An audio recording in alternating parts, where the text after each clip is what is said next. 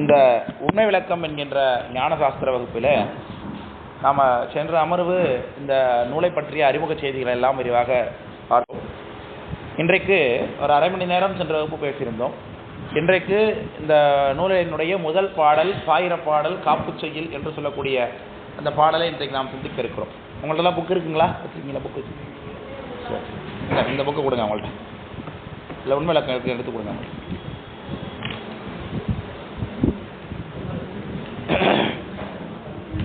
அதனால் இந்த உண்மை விளக்கம் என்கின்ற நூலிலே மொத்த பாடல்கள் எத்தனை? 54 50 52ங்கிறாங்களா? சரி, இருக்கட்டும். அப்போ இன்றைக்கு நாம் பார்க்க இருக்கக்கூடிய பாடல் முதல் பாடல் நாம் பார்க்க வேண்டும். ஏன்னா அந்த நூலை பற்றி அறிமுக செய்திகள்லாம் நம்ம சென்ற வகுப்பிலே பார்த்துருக்கிறோம் இல்லையா?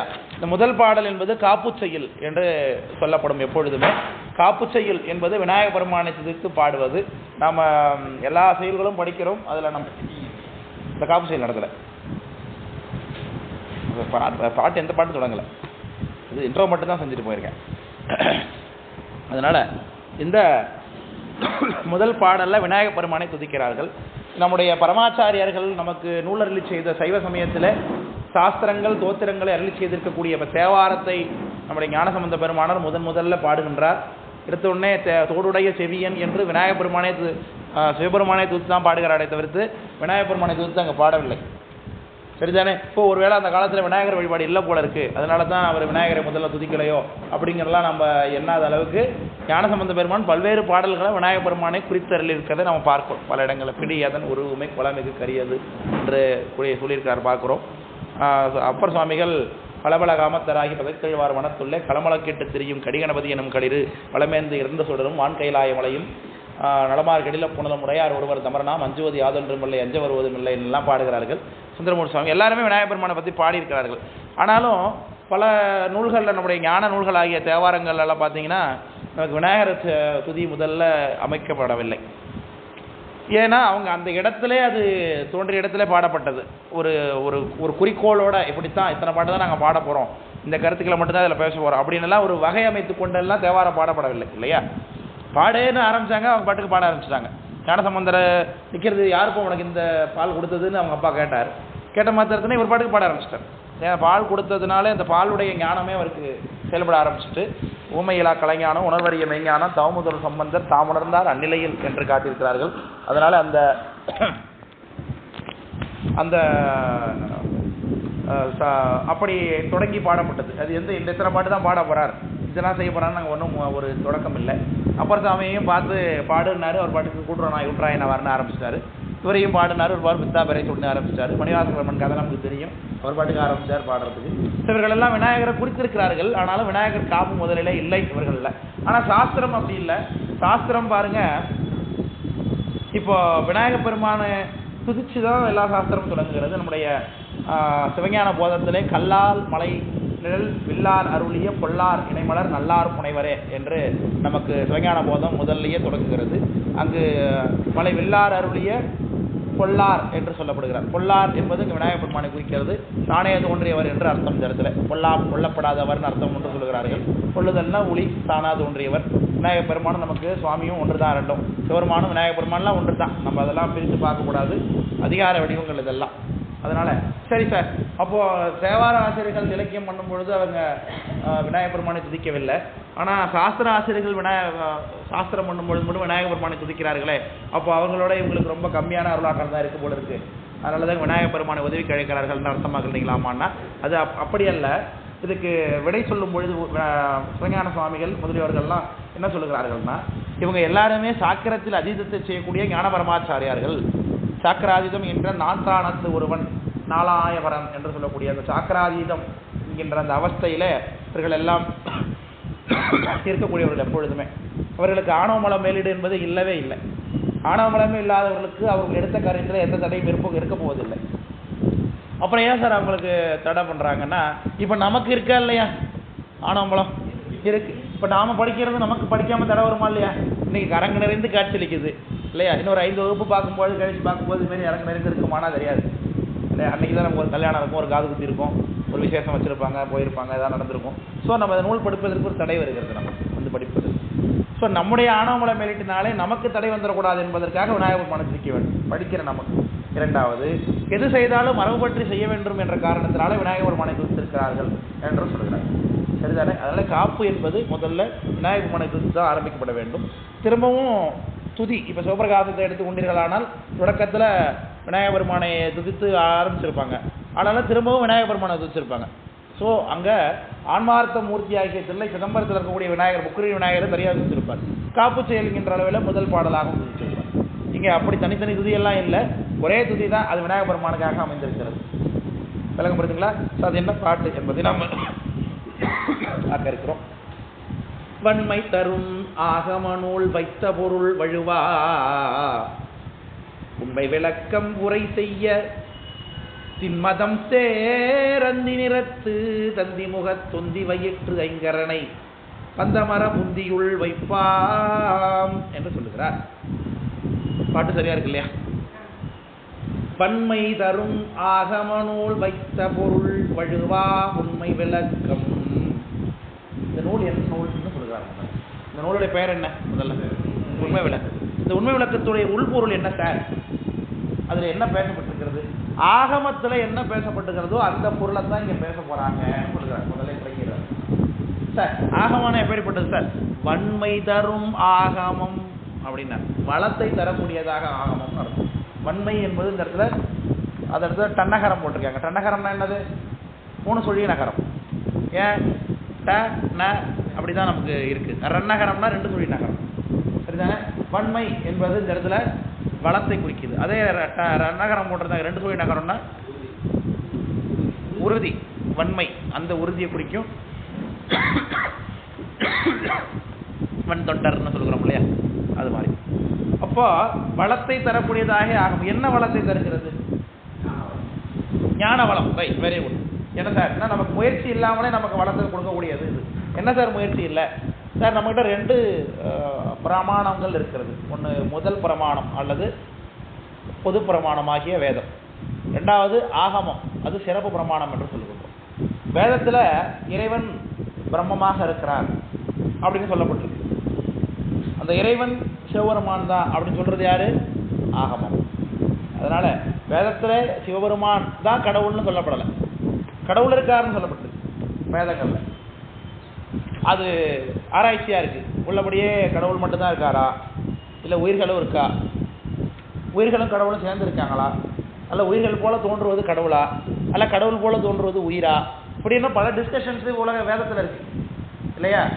அதாவது துவைதம், அப்புறம் ஏகான்மவாதம், துவைதம், அப்புறம் அத்வைதம், இப்படியெல்லாம் பல விஷயங்கள் நாங்கள் பேசிக்கொண்டிருக்கிறோம் நாம் வேதத்தில். ஸோ இந்த டிஸ்கஷன் எதுக்கும் இடம் கொடுக்காம நேரடியாக உலகத்தில் இருப்பது 3 பொருள் தான்.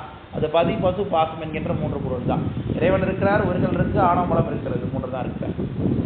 சார் இந்த 3 பேரில் பதி என்று சொல்லப்படுவது சிவபெருமான். நேரடியாக சிவபெருமான் தான் பதி என்று நமக்கு வளமான ஒரு செய்தியை தரக்கூடியதாகி ஆகமம் இல்லையா? அதனால வளம், வன்மை தரும் ஆகமம், ஆகம நூல் வைத்த பொருள். ஆகமத்தினுடைய பொருள் என்ன? பலகலை ஆகமம் வேதம் யாவையினும் கருத்து என்னது? பலகலை ஆகமம் வேதம் யாவையினும் கருத்து. யாரெல்லாம் சிவபிரகாசம் படிச்சிருக்கீங்க? சிவபிரகாசம் படிச்சிருக்கீங்க? அந்த பாடலாம் நீங்களாம் படிச்சிருக்கீங்க? வேற யாரும் இல்லையா? இங்கே ஃபைனல் இயரில் யாரும் வரலையே? மேலே யாருமே காணுங்க. கிளாஸ் நடந்துருக்கு, தேர்ட் இயர்க்குள்ள நடக்குது, ஃபைனல் இயர்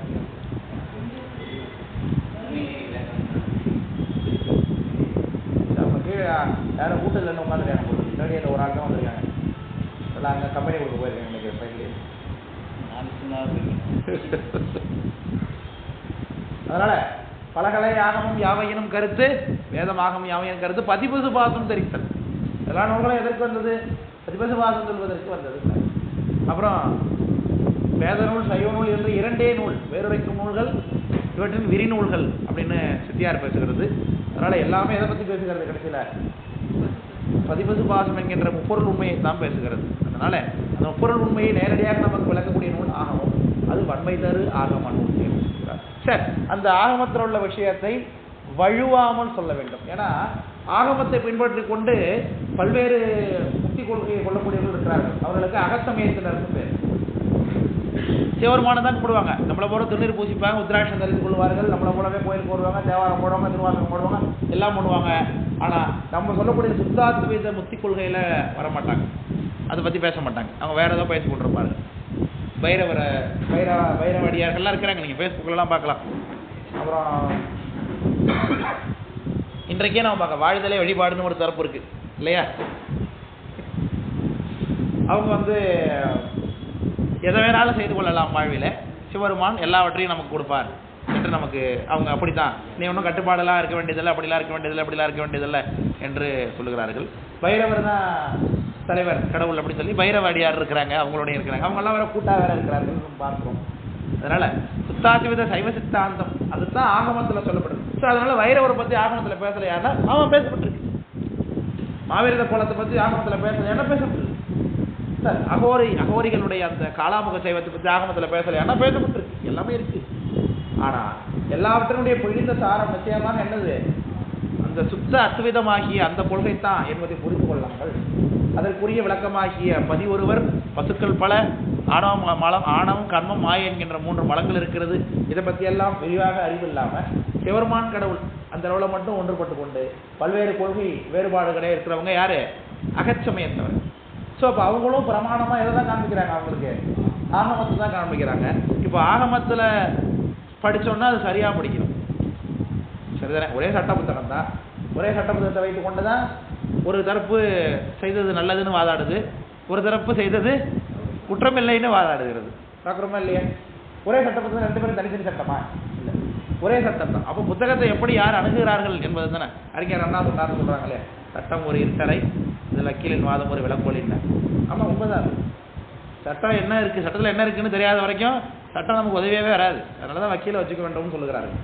அதனால் இப்போ வக்கீலுக்கே தெரியறதில்லை என்ன இருக்குங்கிறதுலாம், அதெல்லாம் வேறு விஷயம். அப்போ வக்கீலே அந்த அளவுக்கு அவனை படிக்கிறது இல்லை, ஜட்ஜ் எல்லாமே தெரிய மாட்டேது, இது எல்லாமே புத்தகத்தை பரட்டி தான் தீர்ப்பு சொல்லப்பட்டிருக்கிறார்கள், படித்து தான். ஸோ அதனால் இப்படி பல குழப்பங்கள் ஒரே நூலை பின்பற்றக்கூடிய பல்வேறு தரப்பினராலே வருவதனால உண்மையாகவே ஆகமத்தில் என்னதான் சொல்லப்பட்டிருக்கு அதை தான் நான் இப்போ சொல்ல போகிறேன் சார். அதுக்கு பேர் உண்மை விளக்கம்னு ஆரம்பிக்கிறேன்.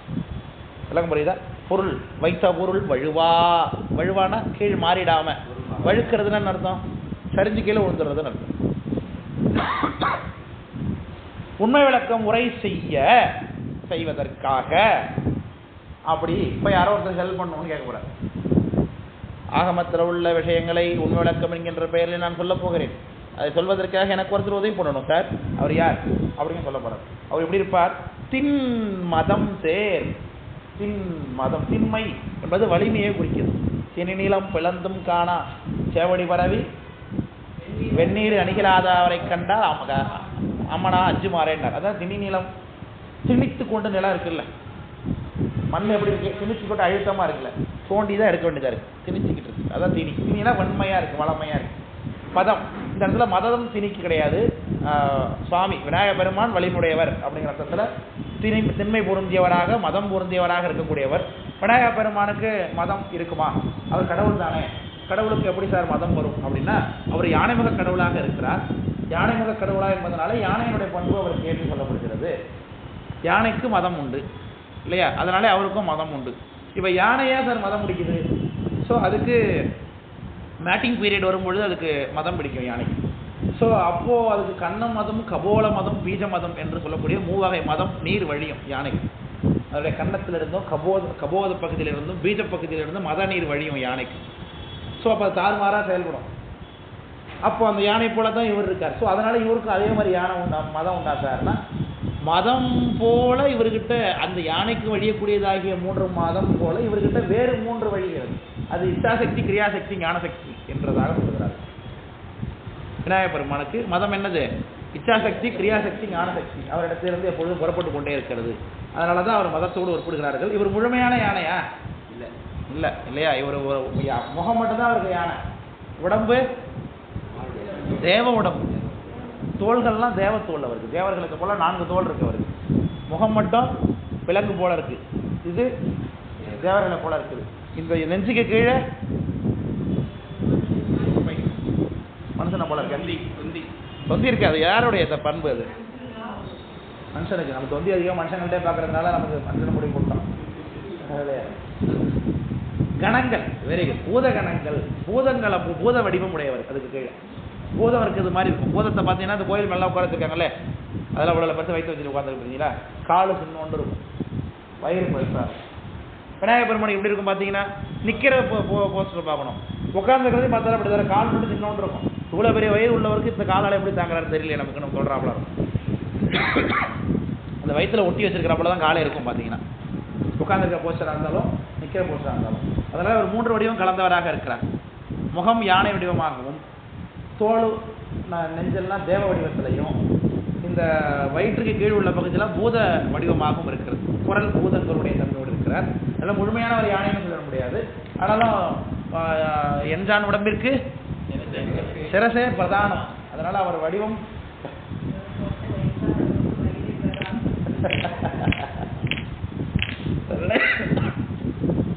தின் மதம் சேர் அப்படின்னாரு. சார் அவருடைய என்ன சார் கலர்ல சார் பாருவார், பார்த்துருக்காங்களா விநாயகர் பெருமான் பார்த்தா அவர் எப்படி இருப்பாராம், அந்தி நிறமாக இருப்பாராம். அந்தி நிறம் சாயந்தரம் 5 மணிக்கு மேலே, 5 மணிக்கு கூட கிடையாது, 5:30 மணிக்கு மேலே, 5:30லேருந்து 5:45 வரைக்கும் நீங்கள் மேற்கு பகுதியை பார்த்தீங்கன்னா என்ன நிறத்தில் இருக்கும், ஒரு மாதிரி ஆரஞ்சு கலராக இருக்கு. ஆரஞ்சு, டார்க் ஆரஞ்சு சொல்லலாமா, ஆரஞ்சுன்னு சொல்லிட முடியும். ஆரஞ்சுனா ஒரு மாதிரி வெளுத்த கலர், டார்க் ஆரஞ்சு. அதுக்கு சரியான நிறம் அருணன் என்ற நிறம். அது அருணம் என்பது அருணன் எந்திரன் தீசை அணுகினன் இருள் போய் அகன்றது அப்படி பாடுறாங்க இல்லையா. அருணங்கிறது யாருங்க, சூரியனுடைய தேர்ப்பாகன், சூரியனுடைய தேர் ஓட்டு. சார் 5:30 மணிக்கு காலையில் மத்தாலும் இருப்பார் அவர். சாயந்தரம் தான் பார்க்கலாமா அவரை, காலைல பார்க்கறது நமக்கு ரொம்ப ரேர், நம்ம எந்திரிக்க மாட்டோம் முதல்ல இல்லையா. அதனால அவரை பார்க்கறது ரொம்ப, அருண தரிசனம் கிடைக்கிறது ரொம்ப கஷ்டம். அதனால தான் அருணாச்சல் பிரதேஷ்னு ஒரு மாநிலமே நமக்கு வச்சிருக்காங்க.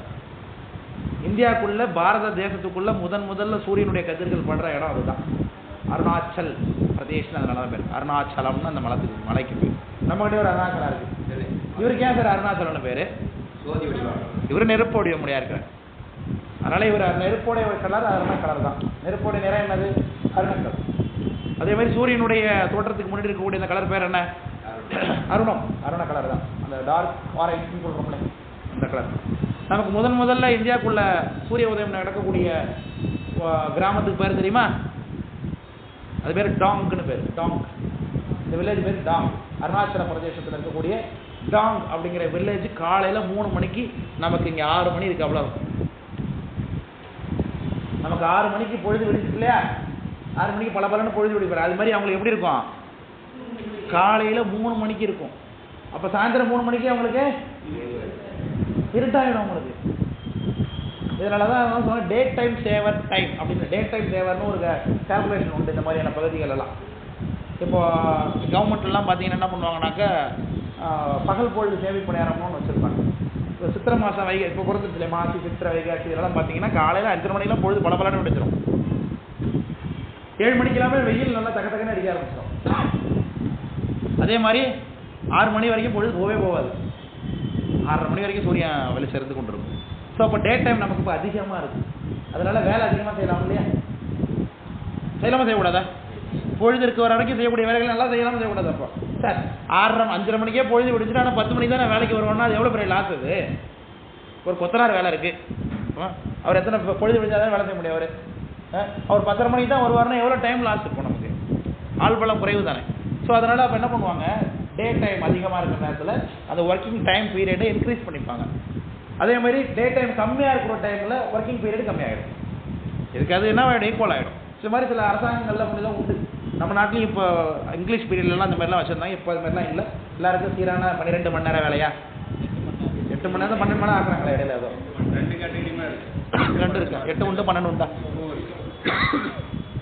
8ன்னா ஒரு நாளைக்கு 3 ஷிஃப்ட் ஆகும், 12னா 2 தானே. சரி அது எடுத்துட்டு போட்டோம்.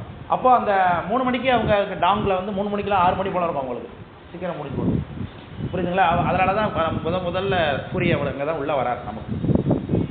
சரி பாம்பேயில் சூரிய அஸ்தமனம் ஆகும்போது இங்கே 6 மணினாக்க அவங்களுக்கு அப்போ என்ன இருட்டாக இருக்கும். 3 மணிலாம் அவங்களுக்கு இருட்டாயிடும் நல்லா. 7 8 மணிலாம் நமக்கு எத்தனை மணி, 10 மணி போல இருக்கும் அவங்களுக்கு. நிலத்தோடைய அமைப்பு அப்படி இருக்கு. இவ்வளோ பெரிய நகன்ற பாரதம் இல்லையா? சரி, இப்போ என்ன பேசிட்டு இருந்தோம்? அந்தி நிறம். சாமி சிவபெருமானுக்கு அந்த நிறம் உடையவர், பவள நிறத்தை உடையவர். சின்ன பவள தின்தோள் மேல் சேர்ந்திலங்கு வெண்ணீற்றன் என்கின்றாளா அப்படின்னு கழிப்பாள தேவாரத்தில் சாமியோட தோல் என்ன கலர்ல இருக்குதாமா? சிவந்த நிறமா இருக்கு. சாமியுடைய கலர் என்ன? சிவபெருமான் எப்படி இருப்பார்? என்ன கலர்ல இருப்பார்? சிவன் பேரே காரணம் என்ன? சிவந்தவன்னாலும் சிவன்னே பேரு. ஆனா சாமி ப்ளூ கலர்ல வரைஞ்சி வைக்கிறாங்க எல்லாரும். சிவபெருமான் பார்த்தா ஒரு நீல கலராக தான் காமிக்கிறான் படத்துல எல்லாமே. அது எப்படி காமிச்சானே தெரில, ஏன் அது வந்ததுனே தெரில நமக்கு. இப்போ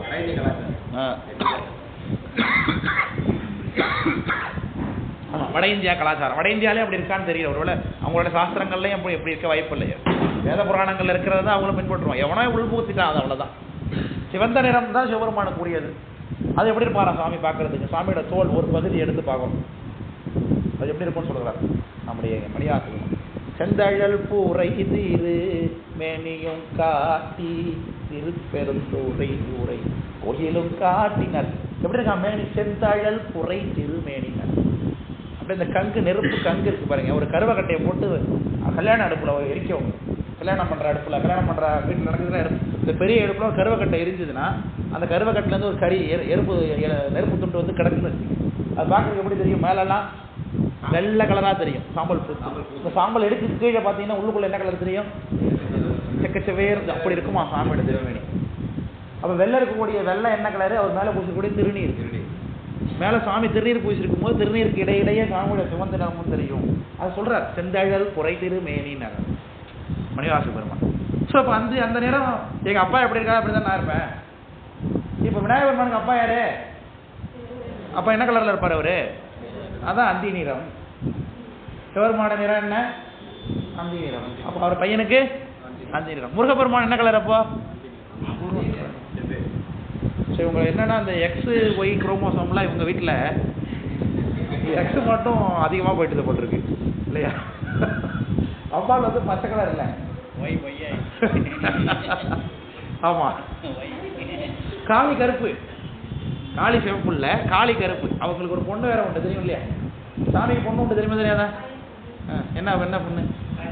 காளி இல்லையா? காளி பொண்ணுன்னு யாரும் சொல்றா? ஆதாரம் உண்டா? நீங்க அப்பர் சாமி சொல்றாரு, பெய்தொழிலாட்டியே பெற்றுகந்தனை அப்படின்னு திருவிழிமலை தேவாரத்தை சொல்கிறார். பெய்தொழிலாட்டியை பெற்றுகந்தனை, பெற்று உகந்தாய். அப்போ பெய்தொழில்னா பேயை தொழில்படுத்துற வேலை தான். பேய்களை வாகனமாக கொண்டிருக்கக்கூடியவர் காளி. அதனால பெய்தொழிலாட்டின்னு பேரு அம்பாள் காளிக்கு. அதனால காளியை பெற்று வந்தார். அவருக்கு ஒரு பொண்ணா தானே பெற்றார் அப்படிங்கிறது. இன்னொரு இடத்துல பேசத்தகாதன பேயருது அப்படின்னு ஒரு பாட்டு திரு நாரையூர் மூத்த பிள்ளையார் இரட்டைமணி மாலையில நம்பியாண்ட நம்பிகள் அருளி செய்திருக்கிறார்கள். அதுல பேய் எருது, பேசத்தகாதன பேய் எருது, பெருச்சாளி பேய் எருதுன்னு வரும். உனக்கு வந்து எலி வாகனம், உங்க அப்பாவுக்கு எருது வாகனம், உன் தங்கச்சிக்கு பேய் வாகனங்கிறார் விநாயகர் பெருமானை பார்த்து. அப்ப அந்த தங்கச்சி யாரு? காளி. அதனால பொண்ணு காளின்னு நம்ம அர்த்தம் பண்ணிக்கிறோம். சரிதானே? அங்க மட்டும் என்ன ஆயிட்டு? அம்பாளுடைய கலர் போயிட்டு. அம்பாள் கருப்பு, காளி கருப்பு. இவர் சிவப்பு, பசங்கள்லாம் சிவப்பு. ஐயனார் என்ன கலரு? ஐயனார் வந்து சிவப்பு கலர் தான் நினைக்கிறேன். ஆனா அவர் காரிக்கடவுள்னு அவருக்கு பேரு. ஆனா அவரும் பையன் தானே, சாமியுடைய பையன் தானே. அதுலயும் கருப்பு சிவப்பு டாமினேஷன் தான். ஐயனாருக்கு அம்மா தான். சரி, பைரவர் சிவந்த நேரம் தானே. அதனால பையனுக்குலாம் இந்த நேரம் கொடுத்துட்டாரு போல் இருக்கு, பொண்ணுக்கு கருப்பு நேரம் கொடுத்துட்டார். அதனால உண்மை விளக்கம் முறை செய்ய தின்மதம் சேர் அந்தி நிறத்து தந்தி முகம். தந்தினா தந்தினா என்ன? தந்தினா தந்தினா தந்தம் இல்லை.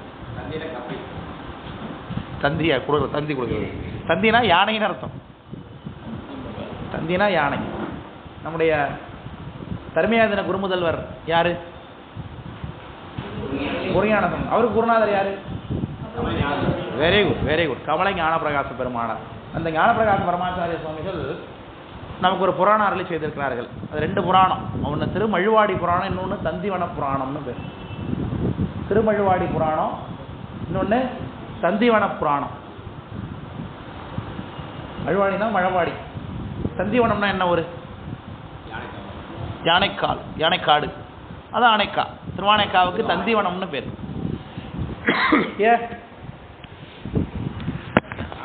யானை வழிபட்டதுனால ஆனைக்கான்னு பேர். அதான் தந்தி, இங்கே தந்தி முகம். விநாயகப் பெருமானுக்கு என்ன முகம்? வேழ முகம் தானே, அதனால தொந்தி வயிறுன்னார். சார், தொந்தி வயிறு அப்படிங்கும்போது அது எதை குறிக்குது? தொந்தி வயிறுங்கிறது அவருடைய வியாபகத்தை குறிக்குது. அதுக்குள்ளதான் எல்லாம் இருக்கு அப்படிங்கிற சொல்றது தான் அந்த பெருமானுடைய வியாபகம் இருக்குது. அப்புறம் ஐங்கரன், இது ரொம்ப முக்கியமான விஷயம். எந்த தெய்வத்துக்கு, ஏன் சிவபெருமான கூட இல்லாத ஒரு ஸ்பெஷாலிட்டி இருக்கு. எல்லா தெய்வங்களுக்கும் கை பாருங்க ரெட்டப்படையில் தான் இருக்கும். 8 தோல், 8 கை, 4 கை, 16 கை, இப்படி தான் இருக்கும். ஒத்தப்படையில் யாருக்குமே கை கிடையாது. இவருக்கு மட்டும்தான் ஒத்தப்படையில் கை, ஐங்கரம்.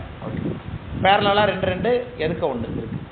ஸோ இது என்னது தான்? இது கை தான். அதனால தான் கரினே பேர் யானைக்கு. கரத்தை உடையது கரி. யானைக்கு கரின்னு பேர் உண்டு தெரியுமா?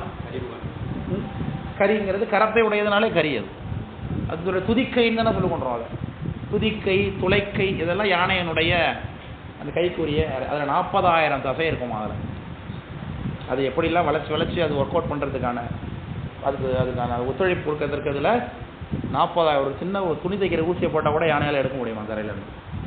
அப்படிப்பட்ட ஒரு வடிவமைப்பு உடையது அந்த யானையினுடைய துதிக்கை. அது இங்கே 5 கரங்களுடைய இருக்கிறதுனால இவர் 5 தொழில் கர்த்தா, சிவபெருமானை போலவே செய்கின்றார் என்று இதை 5 தொழில் கர்த்தாவாக அவர் சொல்லுவார்கள். இதை பற்றி சேக்கரார் சாமியும் தடக்கை 5 தாழ்த்தவி நீள்முடி கடற்கலிற்றினை கருத்துள் இருத்துவாம் என்று சாமி பாடுறாங்க. இந்த திருத்தணிகை புராணம்னு சொல்லி கச்சியப்ப முனிவர் பாடியிருக்கிறாங்க. திருத்தணிகை புராணத்தில் விநாயகப் பெருமானை பற்றி ஒரு துதி இருக்கிறது. அதில் பண்ணியம் ஏந்துகாரம் தனக்காக்கி, பால்நிலா மறுப்பமர் திருக்கை வெண்ணவர்க்காக்கி, ரதன கலச வியன்கரம் தந்தை தாய்க்கு ஆக்கி, கண்ணில் ஆணவம் கரிபிணித்து அடக்கி, கரிசினேற்கு இருகையும் மாக்கும் அண்ணல் நல் தணிகை வரை வளர் ஆபத்து சகாயனை அகம்தழியி கழிப்பாம் என்று அந்த விநாயகப் பெருமானை தணிகை புராணத்திலே துதிக்கிறார். ஒவ்வொரு கையும் என்ன செய்கிறார், அவர் ஏன் 4 கரத்தில் என்னென்ன செய்கிறார்னு சொல்லுகிறார். பண்ணியம் ஏந்துகரம் தனக்காக்கி, பண்ணியம்ங்கிறது பலகாரம், பணியாரம். அதை ஒரு கையில் வச்சிருக்காரு இல்லையா. இந்த கையில் முன்னாடி பார்த்தீங்கன்னா கொழுக்கட்டை வச்சிருப்பேன். ஏதாவது சாப்பிட்ற திங்கு இல்லாமல் விநாயகப் பெருமான் இருக்க மாட்டார். அவர் ஏதாவது சாப்பிட்டுட்டு தான் இருக்கணும். அவர் விநாயகப் பெருமானுக்கு நிவேதனம் ரொம்ப முக்கியமான விஷயம். அவருக்கு எல்லாத்தனம் வளர்த்தாலும் சாப்பிடுவார். அவர் ஒரு பக்கரவி சித்திரமணி ஒன்று பாட்டுங்க, கைத்தல நிறைகடி அப்பமூடு அவள் போரி ரெண்டு ஒரு பாட்டு இருக்குது. இது தர்மநாதர் பக்கரவி சித்திரமணி ராசம் இதில் சொல்வார். இக்கவரை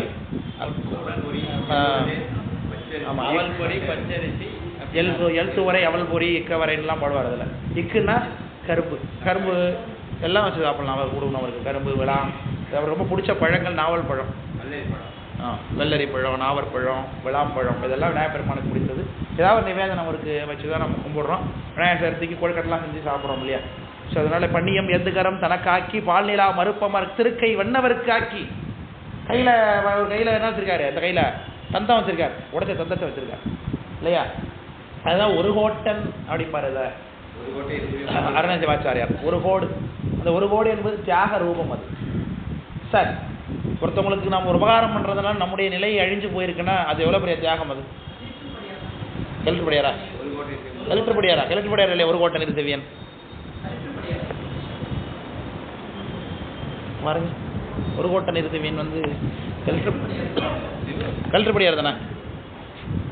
அப்போ இது இல்லை, அது என்னப்பா நூல் அப்படின்னு நம்ம கேட்குறோம். கிடையாது. அப்ப இது சித்தியார் என்ன துதி? சித்தியாதிலே விநாயகர் துதி ஒன்று இருக்குமே. சித்தியார் தான் ஒரு கோட்டன் இருசெவியன். சித்தியார் ஒரு கோட்டன் இருசெவியன். இவருக்கு இதுல வந்து இது ஒன்று சிவபிரகாசத்துல ஒளியான திருமேனி, அது வந்து சிவபிரகாசம். கலெக்டர்படியாரில் விநாயகர் துதி உண்டா? சந்தேகம் இருக்கிறதே.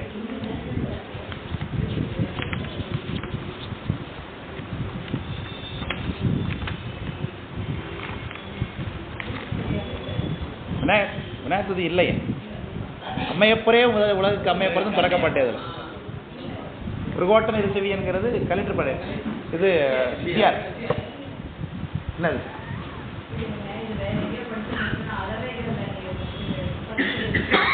ஆமாம் இப்போ கூட லேட்டஸ்டாக படித்தோம் இல்லையா தெய்வா எல்லாம் காராச்சில புரியுது. அந்த ஒரு கோடு என்பது அவருடைய ஒரு தந்தத்தை குறிக்குது. ஒரு தந்தம் என்பது 2 தந்தம் இருந்தால் தானே யானைக்கு அழகு. ஒரு தந்தம் உடஞ்சிருந்தானே அழகாக இருக்கும் அந்த யானை. அதை போயிட்டு பண்ணுறாங்க ஒரு கல்யாணத்துக்கு கூப்பிட்றாங்க கேரளாவில்னாக்க ஒரு தந்தத்தை மட்டும் உடச்சிட்டு ஒரு யானை கொண்டு போனோன்னா இப்போ அதுக்கு வந்துட்டு பார்த்து தெரியுமா இந்த பக்கத்தில் கம்பை அது தந்தத்தை பிளாஸ்டிக்கில் பண்ணி இதுக்கு கீழே ஒரு கவை விட்டு இந்த தந்தத்தில் கோத்து விட்டுறானுவோம். அதே மாதிரி குறைவுடைய தந்தத்துக்கெல்லாம் பார்த்தீங்கன்னா அது பார்த்தா பெரிய தந்தம் இருக்க விடுறது யானைக்குன்னு உலகம் நினச்சிக்குது. அதை பார்த்தா உடனே தந்தத்தோட போகுது கைட்டு விட்டதுக்கு பிறகு. சரி, அதனால் உலகத்தில் எதில் தான் கலப்படம் இல்லை. அதனால் இந்த ஒரு கோடி என்பது இறைவனுடைய பெருமனுடைய தியாக வடிவம். அது 2 பொருளுக்காக அவர் அதை உடைச்சார். ஒன்று மகாபாரதம் எழுதுவதற்காக உடைச்சார்னு ஒரு புராணம் உண்டு. கைமுகாசுரனை சம்ஹாரம் பண்ணுவதற்காக தந்தத்தை உடைச்சி பண்ணார் அப்படிங்கிறது ஒரு விஷயம் உண்டு.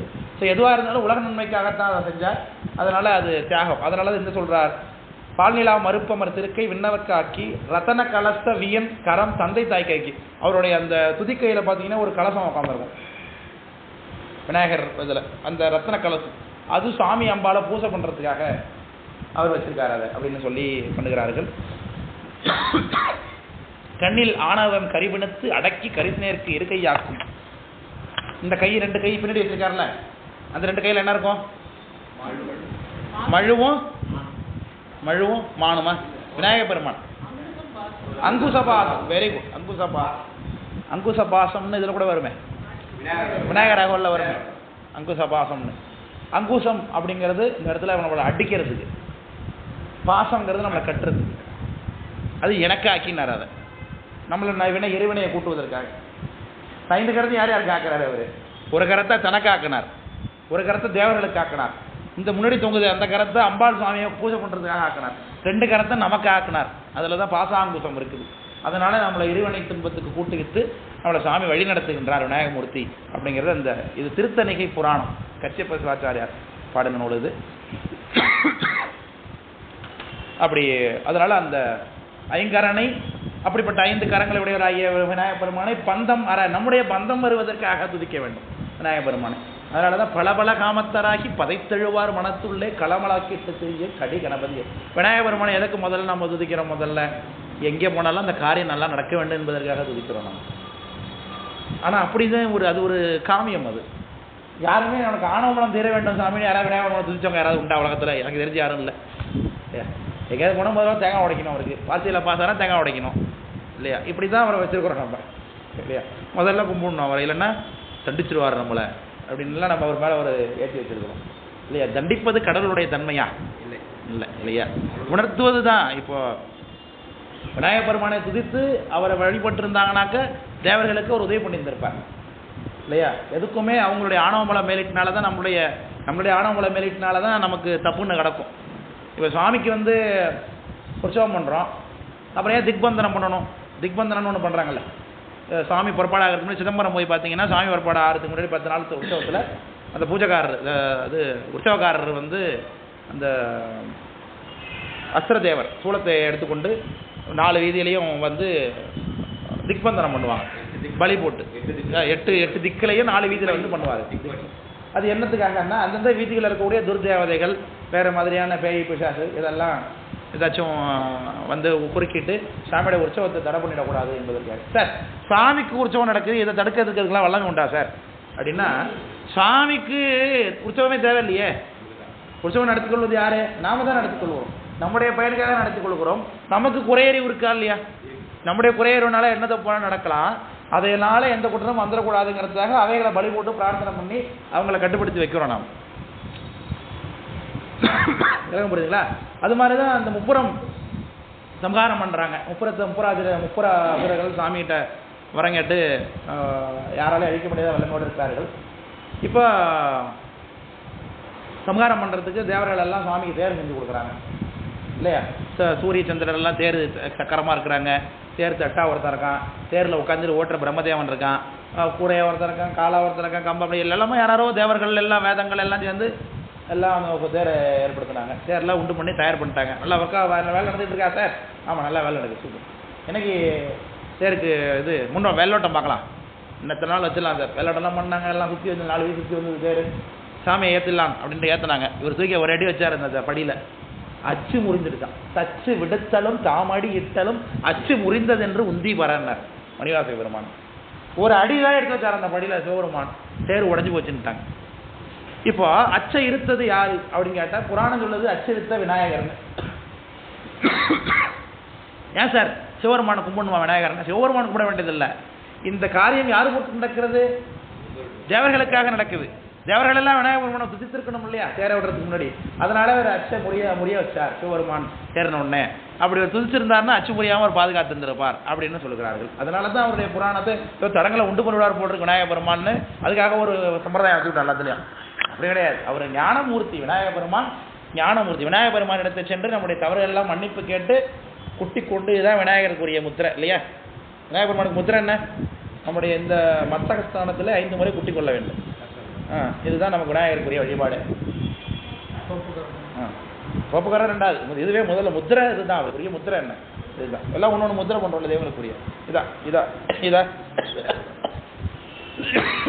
அந்த முத்திரைனால நம்ம அப்படி எடுத்துக்கொள்ள வேண்டாம். 5 முறை எடுத்துக்கொண்டு பிராணாயாமம் பண்ணி தான் எல்லாமே தொடங்க கொண்டோம். சிவபூஜை பண்ணுறதா இருந்தாலும் அனுஷ்டானம் பண்ணுறதா இருந்தாலும் முதல்ல என்னது மகாகணபதியே நமன்னு சொல்லி துதித்து கொண்டு தான் நம்ம செய்ய வேண்டும். அவருக்கு நன்றி தெரிவித்து தான் நம்ம தொடங்க வேண்டும். அதனால் பந்தமாற புந்தியில் வைப்போம் என்று அவரை விரும்பி வேண்டி வணங்கி கொண்டு இந்த உண்மை விளக்கம் நல்ல சம்பூர்ணமாக ஆக வேண்டும் அப்படின்னு சொல்லி நாம் பிரார்த்தித்து கொண்டு அடுத்த பாடலுக்குள்ளே சொல்லுவோம். போலாமா?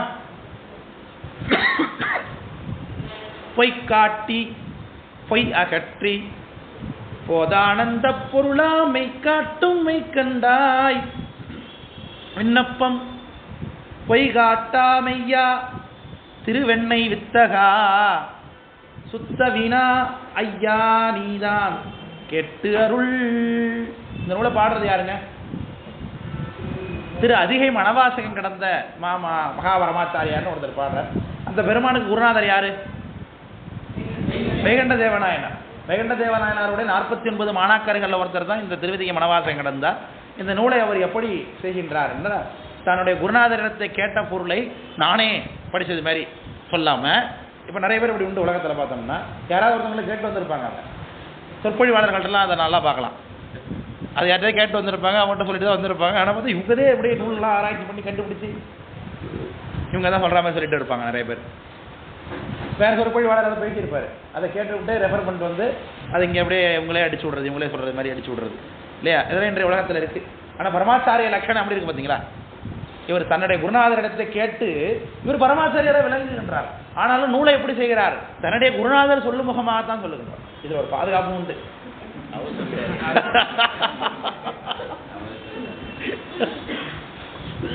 நான் சொல்லலைங்க, அவரு சொல்றாருன்னு சொல்லிட்டு போயிடலாம் இல்லையா?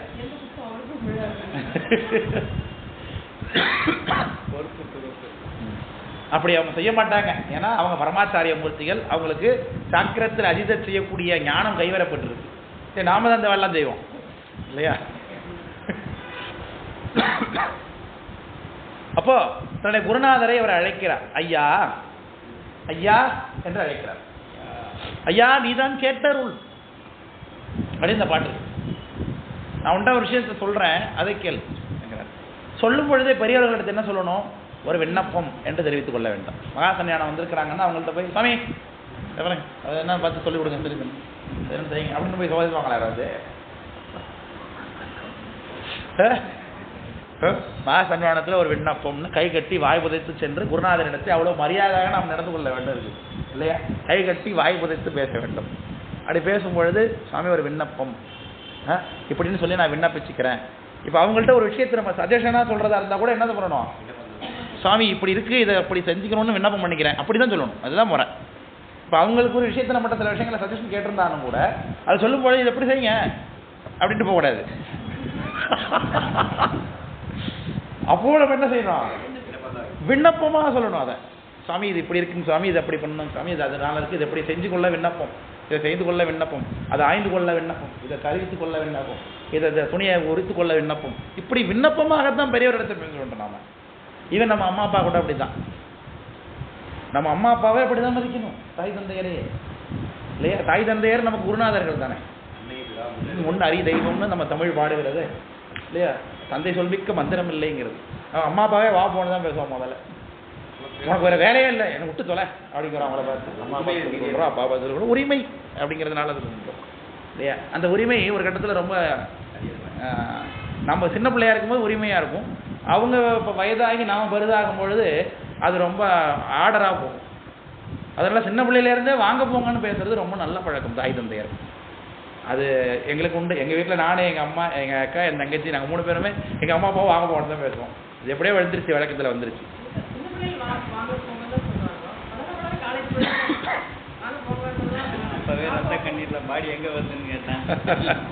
வாங்க போங்கன்னு தாய் தந்தையை பேசுறது ஒரு நல்ல பழக்கம். பிள்ளைங்களுக்கு சொல்லிக் கொடுத்து வளர்க்குறது நல்லது. அது மாதிரி இருந்தால் பின்னாடி நல்ல மரியாதை கிடைக்கும் கொஞ்சமாவது. ஆனால் அதுக்காக உரிமை இல்லையா? உரிமையோட தான் இருக்குது. இப்போ அம்மா பிள்ளைக்குள்ளே எவ்வளோ ஒரு உரிமை உண்டு, அந்த உரிமையோட தான் உறவு இருக்குது. அதனால் அந்த விழிக்கக்கூடிய தன்மையில் ஒரு ஒரு மரியாதை. இப்போ வந்து அன்றைக்கி பொன்னமராவதி வகுப்புக்கு போயிட்டு நான் புதுக்கோட்டை பேருந்து நிலையத்தில் வெயிட் பண்ணிகிட்டு இருக்கும் பொழுது ஒரு பையன், அவருக்கு ஒரு 30 வயசு இருக்கும். அவங்க அம்மாவை அழைச்சிட்டு வயதான பெண்மணி அவங்க எங்கே மூவ் ஆகும்போது சின்ன தடுமாறி விழுந்துட்டாங்க. விழுந்தோடனே அவன் வந்து திட்டுறான், கண்ணாமலாம் திட்டுறான். ஏன் உன எக்ஸாமாக எங்கேயுமே கூட்டுறதே கிடையாது, நான் அவனை இப்படி பண்ணுறியாமா அதை பண்ணுறியாமா, சொல்கிறது கேட்க மாட்டேன், ஒரு இடத்துல இருக்க மாட்டேன், போக மாட்டேன், வர மாட்டேன். இது உரிமையா? அதனால் அந்த மரியாதையோடு நாம் தாய் தந்தையரை நடத்த வேண்டும். அவங்கள்ட்ட விண்ணப்பம் செய்ய வேண்டும்.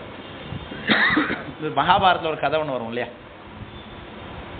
இந்த ஒரு முனிவர் ஒருத்தன், கௌதம முனிவர் போய் தவ வலிமையினாலே கொக்கை எரிச்சிருவார். மேலே கொக்கு வந்து எச்சம் பண்ணிடுவோம். நேரம் துறையை கழிச்சிட்டு வந்து உட்காந்துருப்பாரு. கொக்கு ஒன்று வந்து எச்சம் கழிச்சிடும். கழிச்ச உடனே இப்படி பார்த்தோன்னே இவரை தவ வலிமையினாலே எரிஞ்சு போயிடுவாங்க. அது தெரியல நமக்கு தமிழில் கொங்கணவ சித்திர சொல்லுகிறார்கள். மகாபாரத கதை அது. மகாபாரதத்தில் கௌதம முனிவர் அவர் தான் அதை செய்வதாக வருது.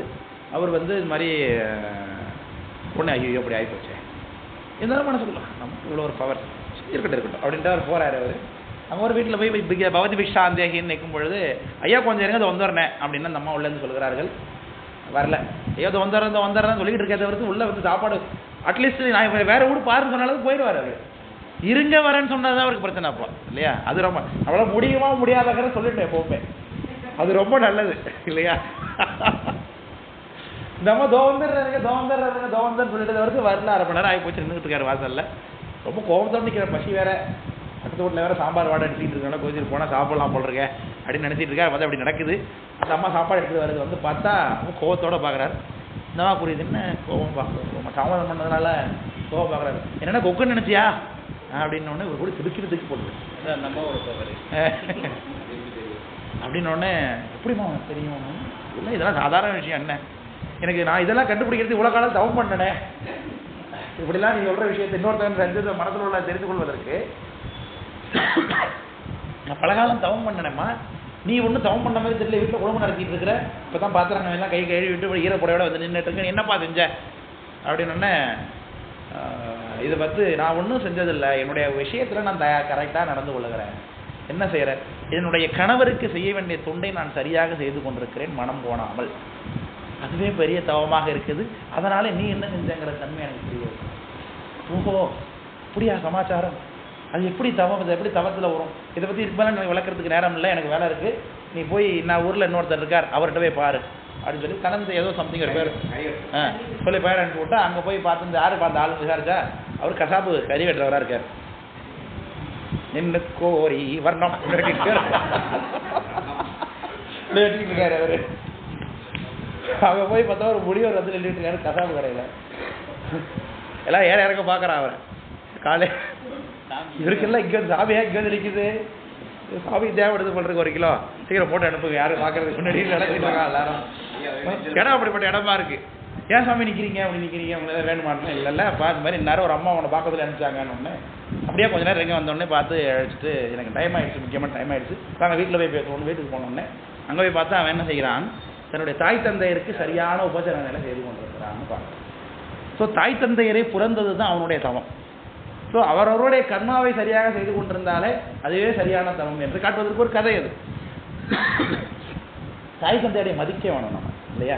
சிரவணன் ஒருத்தன் வருவானே தசரதனுடைய கதையில்.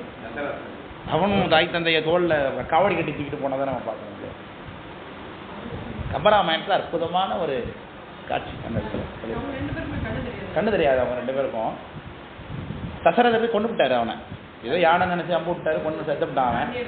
உடனே தண்ணியை எடுத்துகிட்டு போய் எங்கள் அம்மாட்ட கொடுத்துருங்க சார் அப்படின்னு அவர் கொடுத்து அனுப்புறார். என்ன ராஜா வந்து பயந்துட்டு நிற்கிறான். பெரிய அந்தணர்கள் வயசானவங்க, புத்திரன் ஒரே புத்திரனை எழுந்து நிற்கிறாங்க. பேசுகிறான், தம்பி எங்கே போனப்பா, 1 மணி நேரம் ஆகி போச்சு நீ தண்ணி எடுக்க, இவ்வளோ நேரம் ஒன்றும் இல்லாமல் நீ உன்னோட சத்தம் கேட்காம உன்னுடைய தழுவுதல் இல்லாமல் நாங்கள் தேங்கி கிடக்கிறோம், வா வந்து அணைத்துக்கொள் அப்படின்னு அப்பாவும் பிள்ளைய கூப்பிடுறாங்க. 2 பேரும் தழுவி கொள்வது அந்த மேனி சுகத்தை அனுபவிப்பதற்காக, பிள்ளையுடைய மேனி சுகத்தை அனுபவிப்பதற்கு. இவன் சொல்கிறான், இல்லைம்மா உங்கள் பிள்ளை இது மாதிரி போயிட்டார், நான் தான் வந்திருக்கேன், நான் தான் தசரதன் அப்படின்னு ஒன்று.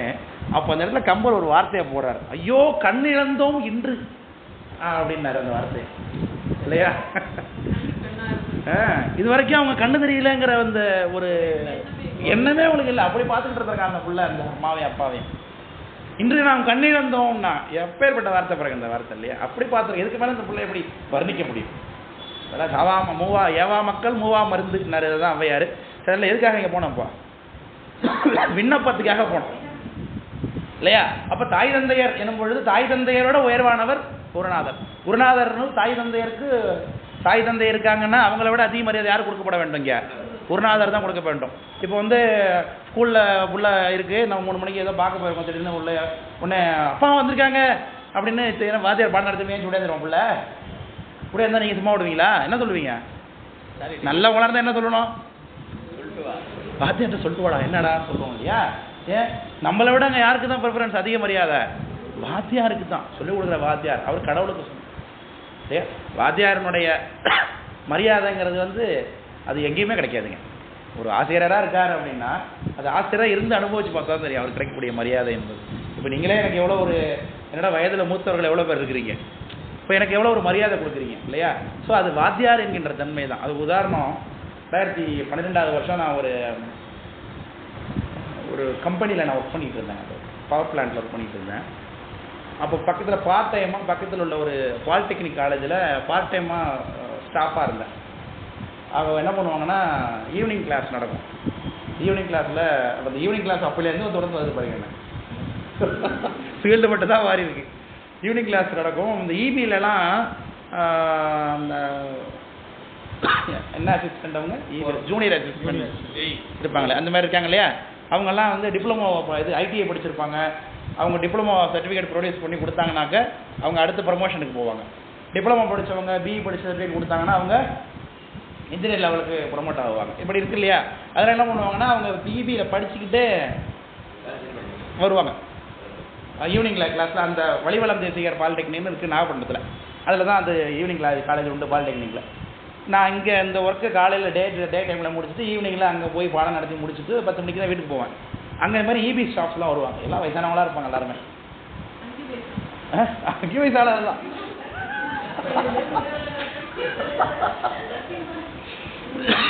அங்கேயும் இதே தான். அதனால் இது என்னது சொல்ல வந்தேன்னா, இந்த மாதிரி ஒரு நாள் ஷிஃப்ட்டு டே டைமில் ஷிஃப்ட்டு மதியானம் ஷிஃப்ட் 2 மணி ஷிஃப்ட்டு முடிச்சுட்டு வெளியில் வந்து நான் அந்த இதுலேருந்து நிறுவனத்துலேருந்து வெளில வந்து ஏதோ ஃபோனை எதை பார்த்துட்டு பைக்கில் நின்றுட்டு இருந்தேன். அப்போ வந்து ஒருத்தர் பாஸ்டு இயர், அவர் 1 வருஷம் முடிச்சிட்டார், படித்து முடிச்சிட்டார் நினைக்கிறேன். அவருக்கு ஒரு சின்ன பிள்ளை. அவர் வந்து நான் பார்த்துட்டு அங்கேயும் திரும்பி வளர்த்துட்டு வந்து நிறுத்தி, ஒரு தாண்டா எங்கள் வாத்தியார் இவர் தான் எனக்கு பாடம் சொல்லி கொடுத்தாரு, கும்பிட்றா அவராண்டாரு. ஐயோ எனக்கு இவ்வளோ கூட அந்த அளவுக்கு அனுபவம் கிடையாது, வயசு கிடையாது. அப்பா அதே வச்சு வயசு 22 வயசு தான் இருக்கும்னு நினைக்கிறேன். அப்போ 10 வருஷத்துக்கு முன்னாடி நடந்த கதை அது. 22 வயசு தான் இருக்க வாய்ப்பு இருக்குது நிச்சயமாக. 22 23 தான் இருக்கும். அவருக்கு 40-50 வயசு இருக்கும். அப்போ அவன் பையனுக்கு ஒரு 10 வயசு இருக்கும். எனக்கு பாதி வயசு அவன்ப்பா. நடுக்கி போயிட்டேன். அப்போ நான் உணர்ந்து கொண்டேன் அந்த வாத்தியார் என்கின்ற அந்த ஒரு போஸ்டிங்க்கு இருக்கக்கூடிய மரியாதை என்ன அப்படிங்கிறது உணர்ந்து. அது ஞாபகம் வந்து இப்போ இப்பவும் பார்க்குறோம்ல, இங்கேயும் பார்க்குறோம்ல. என்னோட வயதான பெரியவங்களா இருக்கிறாங்க. 70-80 கிட்ட பேசி பார்த்துருந்தா இன்னொரு ஆட்சி பார்த்துருப்பீங்க.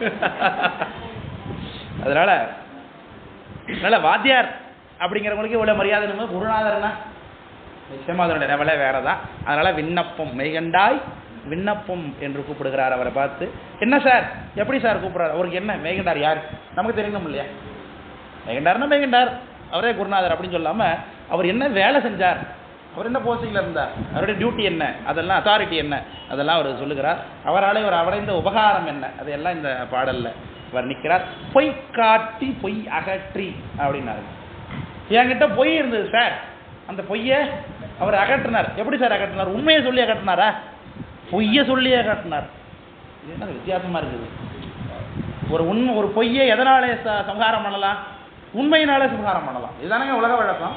ஒருத்தர் பொய் சொல்லி ஏமாற்றிட்டு இருக்கார், அவர்கிட்ட போய் என்ன பண்ணுவோம், ஒரு டாக்டர் இல்லை, ஒரு போலி டாக்டர் சார் அப்படின்னு அவருடைய 12th சர்டிஃபிகேட் போய் காமிச்சு என்ன பண்ணலாம், உண்மையை காமிச்சு அதை சம்ஹாரம் பண்ணலாம். ஆனால் பொய்யை எப்படி சார் பொய்யால் சம்ஹாரம் பண்ணுறது? அதுதான் கரையை கரையால் நீக்கிறது அப்படின்னு நம்முடைய சாஸ்திரம் பேசுகிறது. இதை சித்தியாரில் தரைநரகு அருந்துரக்கம் தனுகரணாதி எல்லாம் வருவதும் செய்து அனாதி மலங்கள் இம்மருந்தால் தீர்த்து பரகதி அதுவும் தந்து பாதபங்கயமும் சூட்டும் அப்படின்னு சித்தியார் பேசுகிறது. 51வது பாட்டுன்னு நினைக்கிறேன் சார். 51வது பாட்டு தரை நரகுன்னு தொடங்குற பாட்டு. என்ன பாட்டுன்னு பாருங்க.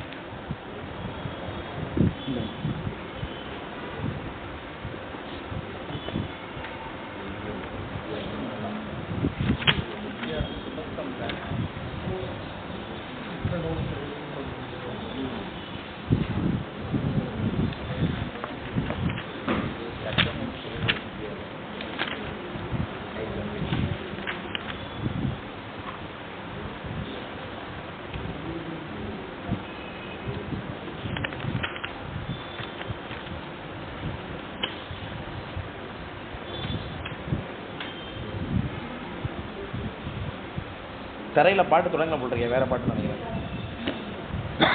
ஃபோனில் தான் பார்க்கணும். 167 நினைக்கிறேன். சுட்டும்னு முடியுதா பாட்டு?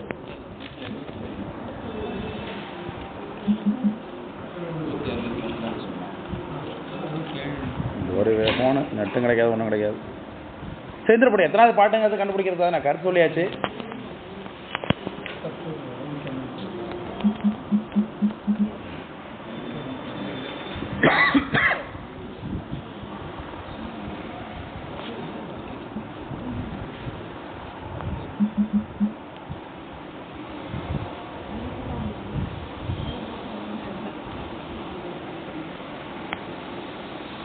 கிடைக்க முடியும். சரி, என்னென்ன சொல்லுகிறார் கண்டுபிடிச்சிங்கன்னா நம்ம பாட்டோட எண்ணிக்கை என்னங்கிறத பாருங்க. தரை நரகு அருந்துறக்கம் இதெல்லாம் உலகத்தில் படைக்கப்பட்ட. தரைன்னா நம்ம வாழக்கூடிய பூமி, நரகம்னா நரக உறக்கம், துறக்கம்னா சொர்க்கம்னு அர்த்தம். அருந்துறக்கம் தனு கரணாதி எல்லாம் வருவதும் செய்து அனாதி மலங்கள் இம்மருந்தால் தீர்த்துனார். இதெல்லாம் எது கொடுத்துருக்காரு சாமி? மாயை கண்மத்தெல்லாம். மாயை கண்மம் எது கொடுக்கப்பட்டது? எதற்கு அனுபவம்? ஆணவத்தை நீக்குவதற்காக இல்லையா? மருந்துன்னு அதை மருந்து இருந்தால் என்ன இருக்குன்னு அர்த்தம்? நோய் இருக்குன்னு அர்த்தம். அப்போ நோய் என்னது? ஆணவம் இல்லையா? அதை நீக்குவதற்காக ஒரு மருந்தாக கொடுத்தார். அதை வேறு மாதிரி சொல்லுகிறார் சிவபிரகாசத்தில். என்ன சொல்லுகிறார்? எழுமுடல் கரணமாதி இவை மலம். எழுமுடல் கரணமாதி இவை மலம். உடம்பு கரணம்லாம் என்னவா? மலம். மலம் மலத்தார் கழுவன் என்று சொன்ன காரணம் என்னை. ஏன் மலத்தால் கழுவன்னு சொல்லணும் அப்படின்னா, என்னில் செழு நவை அறுவை சாணி உவர் தெரிவித்து அழுக்கை முழுவதும் கழிப்பன் மாயை கொடுமலம் ஒழிப்பன் முன்னோன் அப்படின்னு சொல்லுகிறது சிவபிரகாசன் நினைக்கிறது. இது என்ன சொல்கிறார்? அந்த பழங்காலத்தில் அழுக்க மலத்தால் சாணி செழுநவை சாணி கொண்டுக்கிறது. இது இன்று பசுவின் மலமன்றோ, இதுதான் கலெக்டர்படியார் இல்லையா? இன்று பசுவின் மலமன்றோ எல்லா மலத்தையும் ஒழிச்சுன்னு பாட்டு பார்த்துருக்குறோம். அடுத்தது இந்த ஓர் மண்ணை போட்டு வண்ணார் துணியை துவைப்பார். டிட்டர்ஜென்ட்னு இப்போ போட்டு நம்ம துவைக்கிறோம் அதை இல்லையா? இது மாதிரி மலத்தை முள்ளால் எடுக்கிறது இல்லை? இது மாதிரியான விஷயங்கள் படி நமக்கு மலத்தை கொடுத்து, அதாவது பொய்யாக்கி, இப்போ அதனால் உயர்ந்த பொருளாக அது. சரி, மாயையும் கண்மமும் ஒளிப்பொருள் தானே சார், கூடவே வச்சுக்கலாமா சார் அப்படின்னா அவர் புத்திக்கு போக தடையாயிடுவார். அதனால் அவர் என்ன பண்ணணும்ப்பா, அவரையும் கட்டி விடணும். போகும்போது மலத்தையும், இப்போ துணி துவைக்கிறோம், துணிக்கு சோப்பு போடுறோம், சோப்பு போட்டு கும்மி துவைச்சதுக்கு பிறகு அழுக்கு போயிட்டு சோப்பு மட்டும் ஓட்டிக்கிட்டு இருந்தா அதுவும் பாதிப்பு தானே. இப்போ அப்போ துவைக்கும் போது அலசுறது எதுக்காக? அழுக்கும் போகணும், சோப்பும் போயிடணும் இல்லையா? அப்போ ஆணவ மலம் போகும்போது யாரும் போயிடணும், அவரு கண்மமும் மாயம் போயிடணும். அதனால அவர் பொய் பொருள் தான் அவங்களாம். அந்த பொய்யை காட்டி பொய் அகற்றினார். பொய்யாகிய ஆணவ மலத்தை அகற்றி போதானந்த பொருளா, போத ஆனந்த பொருள்னா. போதம்னா அறிவு, அறிவுன்னா ஆனந்தமாயிடுமா? அப்போ அறிவுங்கிறது என்ன? ஒரு பையன் ஃபிசிக்ஸ் படிக்கிறாப்புல, உடனே ஒரு ஆனந்தமாயிடுவார். அப்படியே அறிவு வந்தோடனே ஃபிசிக்ஸ் அறிவு வந்து ஆனந்தம். டாக்டர் ஆகிட்டானே ஒரே ஆனந்தமாயிடுவார். அப்படியே ஒரு அறிவு வந்துட்டு அதனால ஆனந்தம் இல்லை. அறிவுக்கும் ஆனந்தத்துக்கும் சம்மந்தம் கிடையாது. இந்த இடத்துல அறிவுங்கிறது சிவபெருமானை பற்றிய ஞானம். அதுதான் ஆனந்தத்தோடு கூடிய ஞானம். அதான் போதானந்த பொருளாம் மெய். அப்போ மெய்யான பொருள் எது? சிவபெருமான். போதம் அறிவு, அறிவுன்னா ஆனந்தம் இல்லை, இது ஆனந்தத்தோடு கூடிய அறிவு. அதான் சிவஞானம். சிவஞானத்தினாலே கிடைக்கக்கூடியது மெய் அறிவு பொருள் சிவபெருமான். மெய் காட்டும் மெய்கண்டாய். அப்போ சிவபெருமானையே காட்டியிருக்காருங்க இவரு இல்லையா? யாருக்கு காட்டினார்? யாருக்கு காட்டினார்? மணவாசம் கடந்தார். திருவதிகை மணவாசம் கடந்தாருக்கு மெய்கண்டார் காட்டு செய்த உபகாரம் என்ன?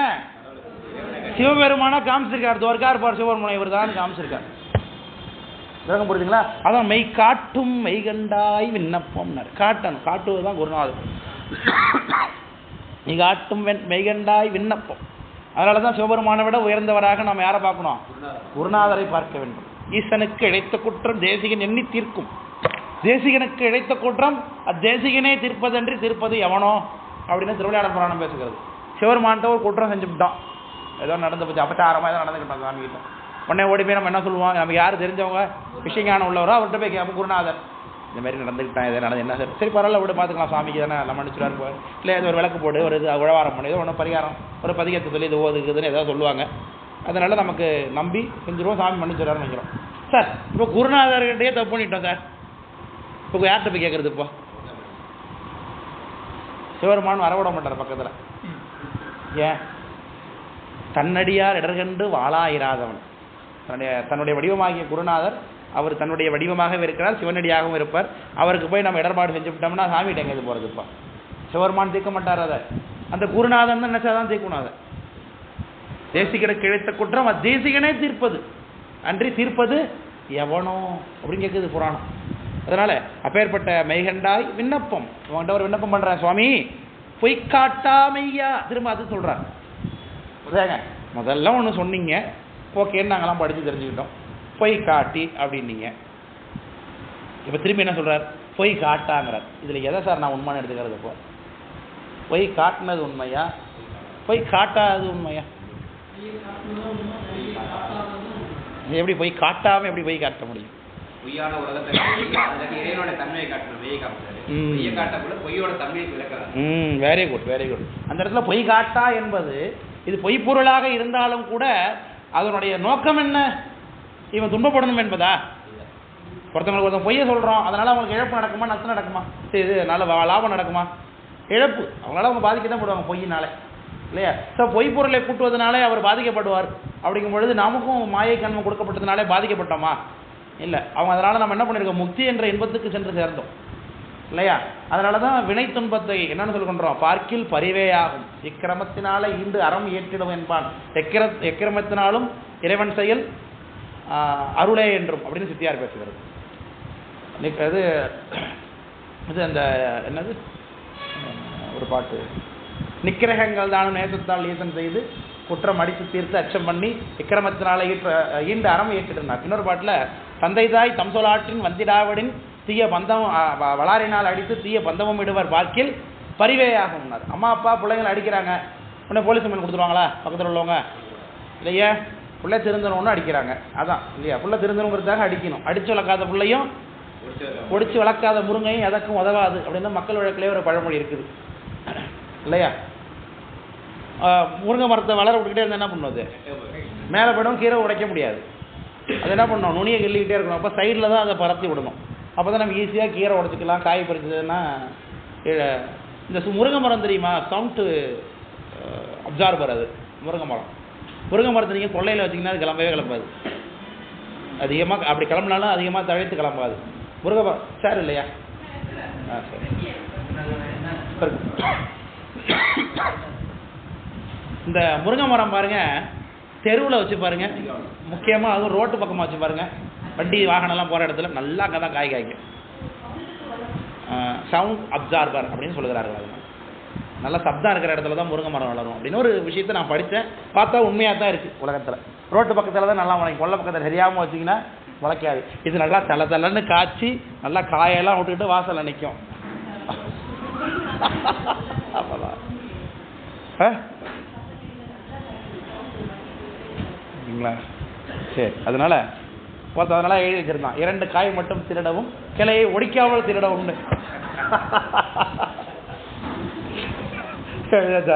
2 காய் மட்டும் திருடவும் கிளையை ஒடிக்காமல் திருடவும். சரி, அதனால பொய் காட்டா என்பது நமக்கு அது பொய்யை காட்டினாலும் கூட காட்டப்பட்ட நோக்கம் என்னது? மெய்தான். பொய்மையும் வாய்மை எடுத்து குறை தீர்ந்த நன்மை பயக்கும் எனின், அதுதான் திருவள்ளுவர் இல்லையா? ஒரு விஷயத்த பொய்யிலே பல வகை உண்டுங்க. அப்பட்டமா அப்படியே இல்லவே இல்லைன்னு சாதிச்சுடுறது ஒன்று, சொல்லாமல் இருக்கிறதும் உண்டு. ஒரு விஷயத்த சொல்லாமல் மறைக்கிறது பொய்யிலே வராது. ஒரு விஷயத்தை பற்றி நான் டாப்பிக்கே எடுக்கல, அதை பற்றி பேசவே இல்லை, அதை நான் சொல்லவே அவசியம் இல்லை. ஸோ நடந்தது நடக்காத மாதிரி மாற்றி சொன்னால் தான் பொய்யாகும். ஒரு விஷயத்த மறைச்சிட்டோன்னா சொல்லாமலே அது பொய்யில் வராது. ஏன் சார் மறைச்சிங்க? இல்லைன்னா ஏன் தலை தப்ப போயிடும், அவ்வளோதான். அதுக்காக மறைக்கிறது ஒன்று, அவங்க பாதிக்கப்படக்கூடாதுங்கிறதுக்காக மறைக்கிறது. சரிதானே? அது இன்னொரு விஷயம், பொய்யை சொல்லிடுறது. ஆமாம் உண்மைதான், நடந்தது உண்மைதான், அவரோட அம்மா வந்துட்டு இருக்காங்க கவலைப்படாத அப்படின்னு பிள்ளைகிட்ட போய் சொல்கிறோம். பிள்ளை அழுதுட்டு நிற்கும். கழுது தன் பிள்ளையை காளி என்று பெயரிட்டு புழுதி துடைத்து முளை கொடுத்து போயின தாயினை வரவுகாராது அழுதுறங்கும் புறங்காட்டில் ஆடும் எங்கள் அப்பனிடம் திரு ஆலங்காடேன்னு அம்மையார் பாடுறாங்க. பெய் புள்ள கூட என்ன பண்ணுது? அம்மா காணும் அழுதுட்டு இருக்கு, அம்மா காணும் அழுது.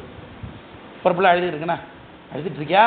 உங்கள் அம்மா இப்போ வரமாட்டா, 9 மணி ஆகும், கவலைப்படாத அப்படின்னு சொன்னா அது அவங்கள்ட்ட என்ன சொல்லுவோம்? போய் அதுக்கிட்ட போய் என்ன சொல்லணும்? அம்மா அது வந்துடுவாங்கடா, நேரம் காஃபி தட்டுமா பால் தட்டுமா சாஞ்சா அப்படியே நம்ம வீட்டுக்கு வரியா, அம்மா அது வந்துடுவா, அம்மா ஃபோன் அடிச்சா நான் பேசுறேன் அப்படின்னு சொல்கிறோம் இல்லையா? அதனால இப்போ என்ன உலகம் எப்படி அழிச்சிருமா? நரகத்தில் போடுறாரு சாமி இந்த பொய் சொன்னதுனாலப்பா. இதுதான் பொய்மை இடத்து வாய்மை, குறை தீர்ந்த நன்மை பயக்கும். குறை தீர்ந்த நன்மை தானே பயக்குது, இப்படித்தான். அதனால இதுக்காக நமக்கு எங்கெங்கெல்லாம் நன்மை வேணுமோ அங்கெங்கெல்லாம் போய் சொல்லிட்டு இருக்கக்கூடாது இல்லையா? இது சட்டத்தை நம்பால் வளைக்கிறது. இதுக்கெல்லாம் தான் அது ஒத்து வரும். சின்ன சின்ன விஷயங்கள், சின்ன யாரோ ஒருத்தவங்க எளிய மக்கள் பாதிக்கப்படக்கூடாது இருக்கிறத. அதனால இந்த பொய்யும் அப்படிப்பட்ட பொய் தான். இந்த கர்மமும் மாயையும் ஆகிய இந்த பொய் இரண்டும் காட்டப்பட்டாலும் நோக்கம் என்னது? உயர்ந்த நோக்கம். அதனால அது பொய் காட்டாமையா திரு வெண்ணெய் வித்தகா. வித்தகம் அப்படின்னா எல்லாவற்றையும் சாதிக்கக்கூடிய தன்மை அது இல்லையா? சாமர்த்திய தன்மை இல்லையா? விற்று ஒன்று இல்லாத மா சதுரான் கான் அப்பர் சாமி சாமியை பார்த்து, நம்ம சதுரனாக சாமர்த்தியமாக இருக்கே சாமி, நீங்கள் பார்த்தீங்கன்னா காலத்தி தாண்டகத்தில் போடுறார். நீங்கள் உங்கள் கோலத்தை பார்த்தாக்க வித்து திங்கிறதுக்கே ஒன்றும் இல்லாத போல இருக்கீங்க. பார்த்தா கையில் வச்சுருக்க பொருள்லாம் பார்த்தா கட்டியிருக்கக்கூடிய மான் தோலை அவன் வாங்குவான், யாரும் வாங்க மாட்டாங்க மான் தோல் இல்லையா? அது ரொம்ப பழைய காலமாக இருக்குது, இவர் ரொம்ப காலமாக உடிச்சிருக்காரு, வேணா உடிச்சிருக்கிறத இது விற்று இதை எடுத்துகிட்டு காசு கொடுக்கலான்னா யாராவது வாங்கணும் என்கிட்ட போத சும்மா கொடுத்தா வேணா எளிய மக்கள் வேணால் வாங்கிப்பாங்க. அதுவும் இப்போ கிடையாது, அதுவும் புது ரசாக எடுத்து கொடுக்கணும். அதனால் பொய்காட்டா மெய்யா திரு வெண்ணெய் வித்தகா. வித்தகம் என்பது இங்கே சாதுரியம் இல்லையா? எதை செய்தாலும் சாதித்து விடுவது, காரியத்தை சாதித்து நிற்பது, அதான் சாதுரியம்ங்கிறது. சதுரன் மா சதுரன் கான் அப்பர் சுவாமி. வித்தகம் பேச வேண்டாம், பணி செய்ய வேண்டும் என்றார் அப்படிங்கிறத பார்க்கலாம். வித்தகம் கையால் அடிக்கிறது அப்படிங்கிறது இந்த இடத்துல சாமர்த்தியம். சுந்தரமூர்த்தி சாமி செஞ்சது. எதை செய்தாவது சாதனை பண்ணிடுறது, அது காரியம். சுத்த வீணா. உங்கள்கிட்ட சில கேள்வி கேட்க போகிறேன், அந்த கேள்வியெல்லாம் என்னவா? சுத்த வீணான்னார். இதுதான் ரொம்ப ரொம்ப ஆராய்ச்சி பண்ணக்கூடிய ஒரு இடம். வீணா எத்தனை வகைப்படும் அப்படின்னு இலக்கணத்தில் இருக்கு. 6 வகை 5 வகை. சுத்த வினா 6 வகை வினா. அறிவு அறியாமை ஐயுறல் கொடல் கொடை ஏவல் தரும் வினா 6ம் நன்னூல் சுத்திரம். 6 வகையா இருக்குதாம். ஒரு கேள்வினா எப்படி கேட்கப்படலாம்? முதல்ல அறிவினா, அப்புறம் அறியாவினா, அப்புறம் ஐய வினா, அப்புறம் கொடல் வினா, அப்புறம் கொடை வினா, அப்புறம் ஏவல் வினா. இப்படியாக 6 வகை கேள்வி கேட்கும்போது கேட்கலாம். இப்போ வாத்தியார்கிட்ட போய் பையன் கேட்குறான், சார் எனக்கு இந்த கொஸ்டின் தெரில சார், சொல்லிக் கொடுங்க சார் அப்படின்னு கேட்குறான். அவன் எதற்காக கேட்குறான்? தெரிஞ்சுக்கிறதுக்காக கேட்குறான். அதனால அறியாவினா அது. இப்போ வாத்தியார் கேள்வி கேட்குற மாணவர்களை பார்த்து, சார் 2 2 எத்தனைடான்னாரு. ஓ இவருக்கு ரெண்டு என்னன்னு தெரியல போல இருக்கடா, அதான் நம்மகிட்ட கேட்கறாரு அப்படின்னு அர்த்தமா அதுக்கு? அவனுக்கு தெரிஞ்சிருக்கா இல்லையா அப்படின்னு இவர் தெரிந்து கொண்டு கேட்கிறாரு. இதுதான் அறிவினா. கேள்வியே அப்படி வித்தியாசப்படுது பாருங்க. அப்புறம் ஐயூரல் வினா, அங்க வர்றது பாம்பா, கயிறு கிடக்கிறது பாம்பா கயிறா தெரியலையே, அது ஆடா மாடா, அது மனுஷனா பேயா தெரியல அப்படின்னு வினா அச்சத்தோடு கேட்கப்பட்டா அது ஐய வினா. குழல் வினா அப்படின்னா இதை நான் எடுத்துக்கிட்டுமான்னா எடுத்துக்கிட்டுன்னு அர்த்தம், அது அவ்வளோதான். அப்புறம் எடுத்துக்காதுல எங்கே சொல்கிறது? அப்புறம் அதை நமக்கு ரொம்ப முக்கியமான ஒரு பெர்சன் வீட்டுக்கு வந்திருக்காரு, இதை நான் எடுத்துக்கிட்டுமா சார்ன்னு கேட்குறாங்க. அதெல்லாம் முடியாதுன்னு சொல்ல முடியுமா அவங்கள்ட்ட போய்? அது ஆல்ரெடி எடுத்துக்கிட்டு தான் கேட்குதுல பழப்போம் இல்லையா? எடுத்துக்கிட்டுமா தான் அர்த்தம், எடுத்துக்கிட்டு. அதுதான் குழல் வினா. கொடை வினா, இதை நீ எடுத்துக்கிறியா, இதை நீ எடுத்துக்கையன், இதை எடுத்துக்கிறியா, இதை வச்சுக்கிறியா, இதை போட்டுக்கிறியா, இதை செஞ்சுக்கிறியான்னு கொடுக்குற எண்ணத்தோட கேட்டாங்கன்னா அது கொடை வினான்னு. அடுத்து ஏவல் வினா. ஏன் அதெல்லாம் படிக்க முடியாது அவனால, ஏன் இதை செய்ய முடியாது அவனால அப்படின்னு என்ன அர்த்தம்? அதை செய்யணும்னு அர்த்தம். அப்பா பேசுறது, அப்பாவோட வினா எல்லாம் இதுதான் இல்லையா? அப்பா பேசுறது, அம்மா பேசுறது கூட இந்த வினா தான். அதை கடைக்கு போக மாட்டியா, அது வாங்கிட்டு வர முடியாதா, ஒழுங்காக படிக்க மாட்டியா, ஒழுங்காக தலை சீக்கிட்டு போக மாட்டியா, ஒழுங்காக ட்ரெஸ் பண்ணிக்க மாட்டியா, அப்பா அதிகபட்சம் அதுதான் எதிர்பார்ப்பாரு நம்மள்கிட்ட இல்லையா? நல்லா படிக்கணும், வேலைக்கு போகணும், நல்லா ட்ரெஸ் பண்ணிக்கணும், நல்லா தலை சீக்கிட்டு போகணும். இதோட இப்போ திருப்தி படுத்தலாம் அப்பா. இது 4 பண்ணால் போதும் அப்பாவுக்கு இல்லையா? அம்மாவுக்கு இந்த 4 கூட நல்லா சாப்பிடணும் இல்லையா? நல்லா சாப்பிட்டா அம்மாவுக்கு ரொம்ப திருப்தியாக இருக்கும், அவ்வளோதான். இதை தாண்டி அவங்க நம்மகிட்ட ஒன்றும் எதிர்பார்க்கறது இல்லை, இது செஞ்சாலே போதுமானது அவங்களுக்கு. அதனால் கேவல் தரும் வினா 6. இப்போ எங்கள் அப்பா என்ன இன்றைக்கும் சட்டை எப்படி தானே ட்ரெஸ் பண்ணிட்டு போனாலும் என்ன சட்டை போட்டிருக்கேன், அயன் பண்ணி போட மாட்டியா, இது பண்ண மாட்டியா, தலையை செய்வான்டா, முடிய வெட்டா இல்லை சொல்லிட்டு எல்லா இடத்துலையும் தான் எல்லாரும் அப்பானா அப்பா தான் எங்கேயோ. இப்போ எனக்கே உள்ள வந்து நானே அப்பா ஆகிட்டேன், எங்கள் அப்பா என்ன சொல்லிட்டு தான் இருக்காரு.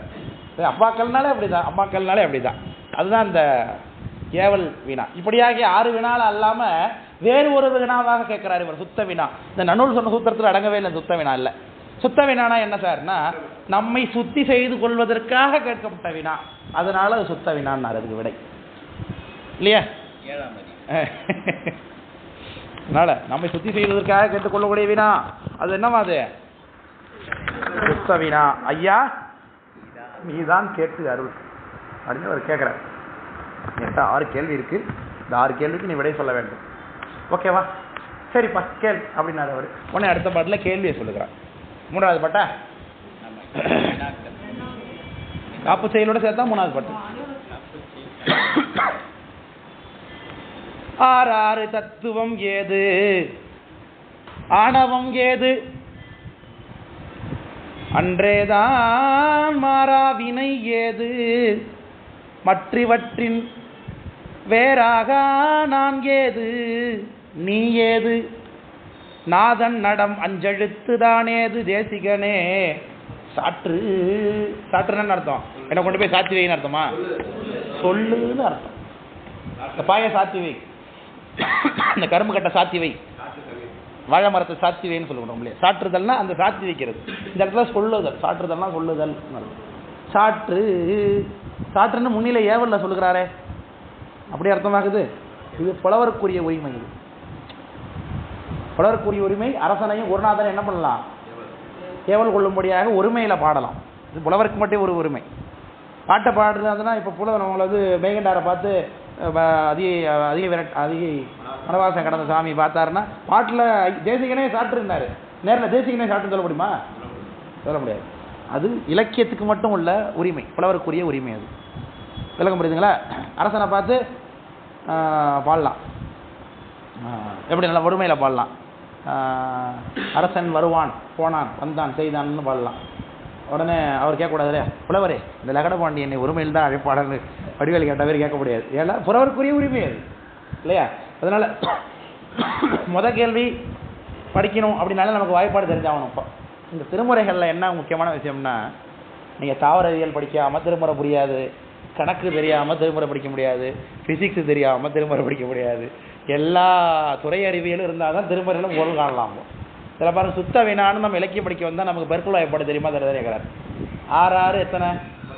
36. அது தெரியலன்னா 6 6 தத்துவங்கள் எங்கே புரியும் நமக்கு? 6 6 36. 6 6 தத்துவம் ஏது?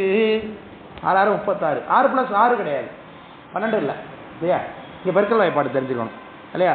6 6 தத்துவம் ஏது? ஆணவம் ஏது? ஆணவம்னா என்னப்பா சொல்றாங்களே, அதனை என்ன? அன்றே தான் மாறா வினை ஏது? மாற்றத்துக்கு உட்படாதாகிய வினைனா என்ன கேட்கிறார். மற்றவற்றின் வேறாக நாம் ஏது? இது எல்லாவற்றோடும் பொருந்திருக்கக்கூடிய கீழே இருக்கக்கூடிய சொல்லப்பட்டதாகி 36 தத்துவம், அப்புறம் ஆணவம், அப்புறம் மாறா வினை, 3 மலம் வந்துருச்சா? 36 தத்துவம்ங்கிறது எதனுடைய காரியப்பாடு? மாயினுடைய காரியப்பாடு. 36 தத்துவம்ங்கிறது மாயினுடைய காரியப்பாடு. அப்போ அதை கேட்டார்னா மாயை பற்றின கேள்வின்னு அர்த்தம். அது அடுத்து ஆணவம்ங்கிறது ஆணவ மலத்தை பற்றின கேள்வி தெளிவாக அதிலே இருக்குது. அன்றே வினை ஏதுன்ட்டார், அது கண்மலத்தை பற்றின கேள்வி. அப்போ 3 மலத்தை பற்றி பேசிவிட்டார். அப்போ இதுல இருந்து மற்றவற்றின் வேறாகான இது 3தோடையுமே எப்போதும் பொருந்தி இருக்கிறேன்னா இல்லையா? நான் ஏதுன்னு தன்னை முன்னிலைப்படுத்தி நம்மளை எல்லாரை பற்றியும் கேட்டிருக்கார். உயிர்னா யார், உயிர் என்ன, அதை கேட்டிருக்கார். வேறாக நான் ஏது, நீ ஏது, நீ யாரு, உனக்கு என்ன தன்மை இருக்கு அப்படின்னா நீன்னு சொல்லப்பட்ட மேகண்டாரே நீ யார், உனக்கு என்ன தன்மை என்ன? அடுத்தது கேட்கிறார். நாதன் நடம் அஞ்செழுத்து தானேது? நாதன்னா இப்போ நீ யாருன்னு முதல்ல அவர் தன்னை அறிமுகப்படுத்திப்பாரு. அறிமுகப்படுத்தின பிறகு தான் அவருக்கு தெரியும் வந்தன் அந்த நாதன் நடமாடுகின்றாரே அவரே இந்த மேகண்டார் தான். நாதன் நடமாக சொல்லக்கூடிய அந்த நடனத்தை ஆடுறது யார் தான்? இந்த மேகண்டார் தான். அந்த நடனம் ஆடுறவரே மேகண்டார வந்தார், மேகண்டார் தான் நடனம் ஆடுறவர். அதனால அதை கேட்கிறார். நாதன் நடம் ஏது, ஐந்தெழுத்து தானேது, தேசிகனே. தேசிகன்னா தேசிகன்னா ஒளி உடையவன் அர்த்தம் பொருள். தேசுனா ஒளின்னு அர்த்தம். தேசுனா ஒளி, அது தேசம். இந்த இடத்துல தேசுனா ஒளி, தேசினை உடையவன் தேசிகன், ஒளியை உடையவன் தேசிகன் அர்த்தம். அதனால குருநாதர் தேஜஸ் தமிழ் அது வடமொழி சொல்லு. தேஜஸை தேசுன்னு தமிழில் சொல்லுகின்றோம். தேசிகனே சாற்று என்று குருநாதர் சொல்லுகின்றோம். அதனால இது தேசிகன். இந்த அதனால தேசிகன்னு ஒரு காஸ்ட் வந்துருது இல்லையா? அவங்க இதுதானே சைவலாளரில் ஒரு பகுதி தானே, சைவலாளர் ஒரு பகுதி, தேசிகனே சாற்று. அதில் இப்போ 6 கேள்வி இருக்கு. அதில் 6 தத்துவம், ஆணவம், வினை, நான், நீ, நாதனிடம் 5 எழுத்து, மொத்தம் 6 கேள்வி. சுத்தவினா 6, சுத்த வினாக்கள் 6 தான். நீங்கள் நாதன் நடத்தையும் 5 எழுத்தையும் பிரிச்சிங்கன்னா தான் 7 வரும். நாதனிடம் 5 எழுத்து தான் ஏதுன்னு ஏதோ ஒன்றதுக்கு ஒன்றா சார். அதனால் 6 கேள்வி. 7 கேள்வினாலும் தப்பு இல்லை, வச்சுக்கலாம். அந்த ஏதோ 2 கொண்டு போய் பொருத்தினா 7 கேள்வி ஆகிடும். சரிதானே? அப்போது 5 கேள்வி சொல்லியாச்சா? இந்த கேள்வி கேட்டோடனே என்ன வரும்? பதில் வருந்ததா?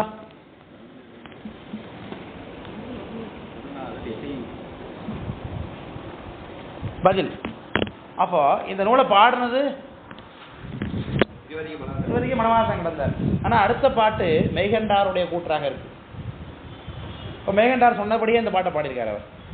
அவர் சொல்றார், உள்ளபடி இத்தை உரை கக்கேல் உன்றனக்கு வள்ளல் அருளால் அன்று வாய் மலர்ந்து தெல்லியதி ராகமங்கள் சொன்ன அடைவிலே ஆனந்த யோக நிகழ் புதல்வா உற்று. இவர் எப்படி அழைத்தார் அவரை? புத்தவின ஐயா நீதான் கேட்டார். உடனே இவர் அவர்கிட்ட அழைக்கிறாரு, புதல்வா என்ன அழைக்கிறார். என்னுடைய பையனே, நான் பெற்ற பிள்ளை என்ன அழைக்கிறார் அவர். ஏன்னா குருநாதர் தந்தை, சீடன், மகன் முறைமை உடையவர்கள். அதனால நிகழ் புதல்வா, சாதாரண புதல்வன் அல்ல, ஆனந்த யோக நிகழ் புதல்வா. ஏற்கனவே யோக சாதனை இருந்து கொண்டிருக்கார் அவர். அதை யார் சொல்றா? மெய்கண்டாரே அதை ஆத்தரைஸ் பண்றார். அவர் அவருடைய சீடர் எப்படிப்பட்ட சீடர் இல்லையா? ஆனந்த யோக நிகழ் புதல்வா. அந்த புதல்வர் யாரு? மணவாசன். Very good. ஆனந்த யோக நிகழ் புதல்வா உற்று. அது என்ன உற்று? பொருந்தி இருக்கணும், பொருந்தி இருந்து காண வேண்டும். அப்படி இல்லைன்னா குற்றம். அது ஆச்சாரியன் சொல்லும் பொழுது அது சரியான முறையில் கேட்க வேண்டும். நம்முடைய அறிவு முக்காரணங்களும் அதில் செலுத்தி கொண்டு கேட்க வேண்டும். அப்படி செலுத்தவில்லை என்றால் அது குற்றம், மகாபாவம், நரக தண்டனைக்கு உட்படும். இப்போ நம்ம வகுப்புலேயே அது நடக்கும். பார்த்தீங்கன்னா வகுப்பு நடத்தி கொண்டிருப்போம், நான் பேசி கொண்டிருப்போம். அப்போ ஒரு ஐயா வருவாங்க, ஐயா என்னை பார்த்து வணங்குவாங்க, ஐயா வாங்க வணக்கம் ஒன்றும் எல்லாத்தையும் அப்படிப்பாங்க இல்லையா? அப்போ என்ன பண்ணலை, உற்று கேட்கலன்னு அர்த்தம். சார் யாராவது வந்துட்டு போட்டோம் சார், யாராவது எனக்கு வணக்கம் வந்துட்டு போட்டோம் சார். உங்களுக்கு கவனம் இங்கே தானே இருக்கணும். நாம் திரும்பி பார்த்தா என்ன இல்லை கவனம் அங்கே. அவர் யார் வந்தான்னா போனான்னா இருந்தான்னா பக்கத்தில் உள்ளதாக இருந்தான்னா போனான்னா இல்லை. அதனால உற்று கவனிக்கணும். இல்லைன்னா அம்பாளாக இருந்தாலும் சாமி கோவம் தரும். விவரமானிக்கிற விஷயத்தில் ரொம்ப கண்டிப்பாக அதிகம் இல்லையா? அம்பாளாக இருந்தாலும் நான் எவ்வளோ பெரிய ஞான விஷயத்தை சொல்லிக் கொண்டிருக்கிறேன் உனக்கு, நீ முருகன் வரதை பார்த்துட்டு இருக்க போ, ஆகமத்தினுடைய பெருமை தெரியாத வளர்ச்சியா போன்னு சமைச்சு விட்டார். அம்பாளை பார்த்து அம்பாளுக்கு ஆகமம் உபதேசம் பண்ணிட்டு இருக்காரு தனியாக அந்த புறத்தில். அவன் முருகப்பெருமான் அந்த வழியாக வந்தார். ஆகாங்க உள்ளே வந்துட்டு இருக்கான். காஃபி எடுத்து வச்சுனான்னு தெரியல, பால் காய்ச்சி வச்சுனான்னு தெரியல, உள்ள வேறு ஸ்கூல் போயிட்டு வராப்புல விளையாட்டு பிள்ளை. அங்கே வேலன் குமரன்னார். அதனால தான் சுந்தரமூர்த்தி சாமி இல்லையா? உங்களுக்கு ஆட்செய்ய மாட்டோம் ஓனகாந்தன் கலிவுளிரே அப்படின்னு பாடுறார் இல்லையா? கணபதியல் வயிறுதாடி தேவியல் கோட்டரெட்டி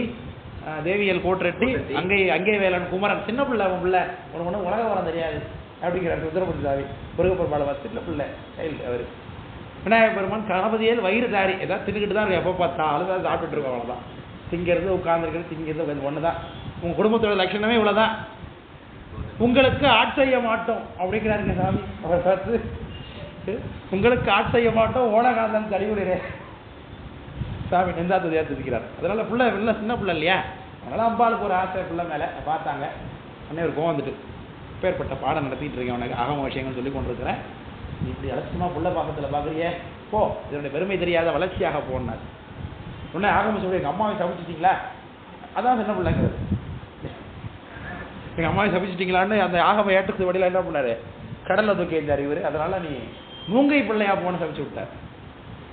நந்தி பெருமானம் சுறாமீனா போன்னு சமைச்சு விட்டாருன்னு இந்த தொழிலாளர் புராணத்தின் செய்திகள்லாம் பார்க்குறோம். அதனால் அம்பாளுக்கே சாபம்னா நமக்கெல்லாம் என்ன கதின்னு தெரிஞ்சுக்க வேண்டியதான். போ நம்ம இந்த ஆகம நூல்கள் படிக்கும் பொழுது அதனால தான் இந்த வார்த்தையை போட்டுறேன் உற்று. அது உற்றுக்க அந்த ஆசிரியருக்கு அவமரியாதை, மரியாதை குறைவு. அது நம்ம தானே நம்ம பாட்டுக்கு பக்கத்தில் பேசி கொண்டிருப்பது, நம்ம பாட்டுக்கு ஃபோன் எடுத்து பார்க்கறது, பேசுறது, ஃபோனில் பேசுறது, இந்த விஷயத்தை பேசினாலும் வாதியார் ஆரம்பிச்சிட்டாருன்னா டக்குன்னு நிறுத்திட்டு வரணும். இதெல்லாமே நம்ம பேசிக்காக நம்ம ஃபாலோ பண்ண வேண்டிய நாகரிகங்கள் தான். இதுதானே இதெல்லாமே அது உற்று பொருந்தி கவனிக்காத விஷயம். அப்புறம் ஏதாவது ஒன்று அரைச்சிக்கிட்டு, ஏதாவது ஒன்று நினைத்து கொண்டு, ஏதாவது ஒன்று சாப்பிட்டுக்கிட்டு, ஏதாவது பண்ணிக்கொண்டே வகுப்பில் ஈடுபடுவது என்பது நமக்கு ஆசிரியருக்கு கொடுக்கக்கூடிய ஒரு அவமரியாதை. ஆச்சாரியனுக்கு மரியாதை இல்லைன்னு அர்த்தம். ஸோ அது எல்லாமே இந்த உற்று கேட்குற அந்த ஒரு அர்த்தத்துக்குள்ளே வந்துவிடும். அதனால் உள்ளபடி இத்தை உரைக்க கேள். இப்போ நான் உண்மையை சொல்லுகின்றேன் கேளுன்னார். எது உண்மையோ அதை படி சொல்லுகிறேன். வாட்சி ஓடுதா ஓடலையா? ரொம்ப நேரமும் அப்படியே இருக்க எடுத்து ஓடுதுமோ மணி பார்த்துக்கிட்டே இருக்க. அதனால உரைக்க கேள் உண்டனுக்கு வள்ளல் அருளால் அன்று வாய் மலர்ந்த. ரொம்ப நாளைக்கு முன்னாடி சொன்னாருங்க இது அப்படின்னு சொல்லுகிறார். ஆகமத்தை என்னைக்கு சொன்னார், என்னைக்கு சொன்னாருன்னு தெரியாது இல்லையா? மண்ணு மாவேட்டாகிய அகமம் வாங்கியும் அப்படின்னாரு. அதனால வள்ளல் அருளால் அன்று வாய்மலர்ந்து தெல்லிய சீராகமம். தெல்னா தெளிந்த பொருள், தெளிந்த பொருளை உடையதாகிய புகழை உடையதாகிய அந்த தெல்லிய சீர் ஆகமங்கள் சொன்ன அடைவிலே ஆகமத்தில் என்ன சொல்லப்பட்டிருக்கோ அதனுடைய அடைவில் நான் உனக்கு சொல்கிறேன் கேள். ஆனந்த யோக நிகழ்வுதல்வா உற்று அப்படின்னாரு. அதான் பாட்டு இல்லைங்க சார். இப்போ அடுத்த டேரெக்டாக சப்ஜெக்டுக்குள்ள நுழையிறோம். சொல்கிறார். எடுத்த உடனே முதல்ல கேட்ட கேள்வி என்ன கேள்வி? தத்துவம். தத்துவம் அப்படிங்கிறது நம்ம எப்போதும் எப்படி படிப்போம்? நாதம் முதலாக படிப்போம், மேலே இருந்து கீழே படிப்போம். ஆனால் இவர் இங்கேருந்து என்ன சொல்ல போகிறாரு? கீழே இருந்து போகிறார். ஏன் சார் கீழே இருந்து போகிறார்?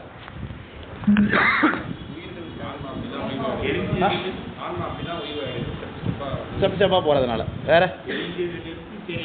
Very good very good. தெரிஞ்சதுலேருந்து தெரியாது. பூதம் நமக்கு இருக்கக்கூடிய கடைசியில் இருக்கக்கூடிய தத்துவத்தில் கடைசியில் வர்றது யாரு? மண் பூதங்கள்.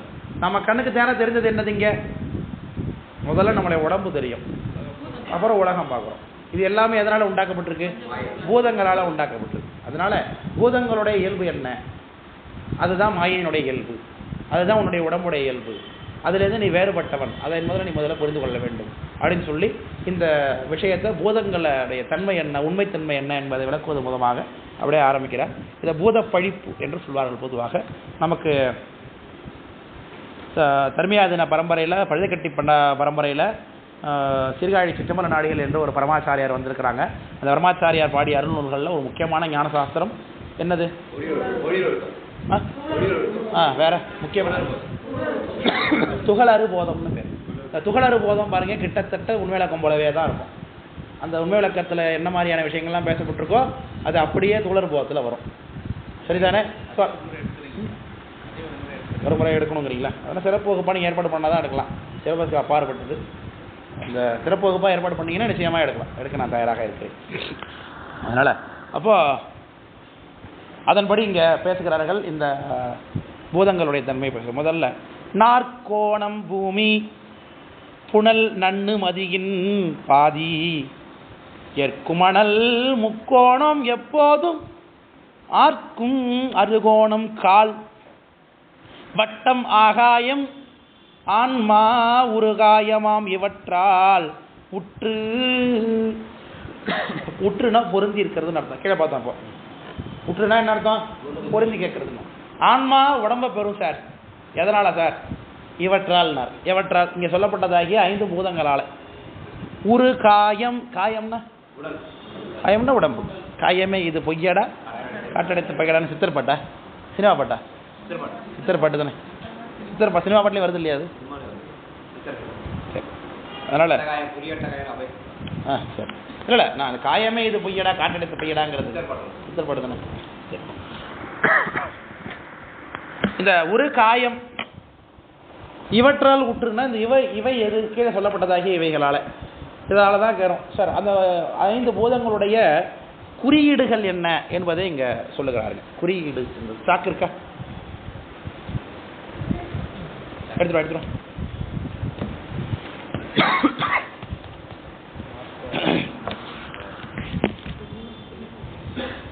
இதெல்லாம் குறியீடு காட்டுது.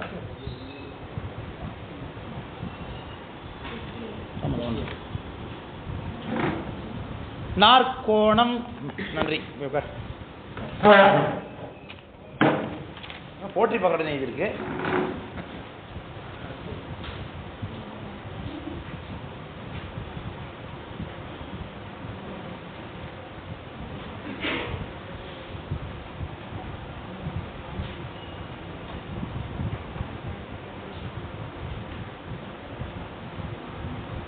நாற்கோணம் என்பது நீங்க சதுரமாகவும் போட்டுக்கலாம். அதுல என்ன இருக்கு?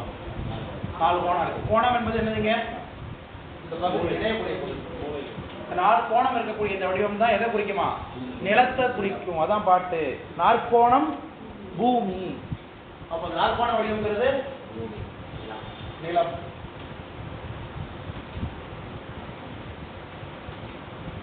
இல்லையா? அடுத்து என்ன சொல்லுகிறார்? புனல் நன்னு மதியின் பாதி. மதினா எப்படி இருக்கும்? மதினா எப்படி முதல்ல எப்படி இருக்கும்? வட்டத்துல பாதி அரை வட்டம். இப்படி போட்டாலும் சரி, நான் இப்படிதான் சார் போடுவேன் அப்படின்னாலும் சரி, இப்படிதான் சார் போடுவேன் அப்படின்னாலும் சரிதான் இல்லையா? இல்ல இப்படிதான் சார் போடுவேன் அப்படின்னாலும் சரிதான். அரை வட்டம். பிறைச்சந்திரன் அப்படின்னு குறிச்சு அர்த்தச்சந்திரன்.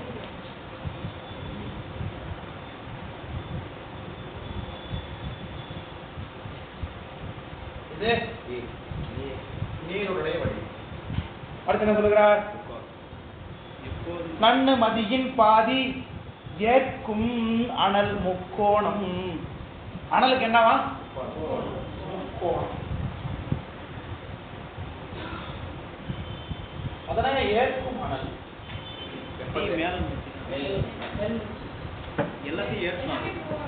எல்லாவற்றையும் ஏற்றுக்கொள்ளும். அதுல எதை போட்டாலும் என்ன பண்ணும்? அது ஆகாயத்துல போட்ட இங்கேதான் போட்டு பறிச்சுட்டு கிடக்கும். காத்துல போட்ட அங்கேதான் போட்டு பறிச்சு, தண்ணியில போட்ட அங்கேதான் போட்டு பறிச்சு கிடக்கும், மண்ணுல போட்ட அங்கேதான் கிடக்கும், நெருப்புல போட்ட அதுவும் நெருப்பாவே மாறி இல்லாம போயிடும். அதான் ஏற்கும் அனல். எப்படி அப்படி இந்த வார்த்தையில கூட எவ்வளவு அர்த்தம் போடுறாங்க பாருங்க பாட்டுக்குள்ள இல்லையா? ஏற்கும் அனல். சார் இந்த நெருப்பே பாருங்க, முக்கோணம் ஏன் சிம்பிள் இருக்குதுல? நெருப்பு எரியக்கூடிய தன்மை பாருங்க. நெருப்பு போடும்போது இப்படிதான் போடுவோம், இப்படிதான் போட்டு காமிக்கும். இல்லையா? முக்கோணம் நெருப்பு குறிக்கும். முக்கோணம் சிம்பிள் எங்கேயாவது இருந்ததுனால எதை குறிக்கிறது இடத்துல? அப்போ ஏற்று சார் இதை படிக்கிறீங்க நீங்க?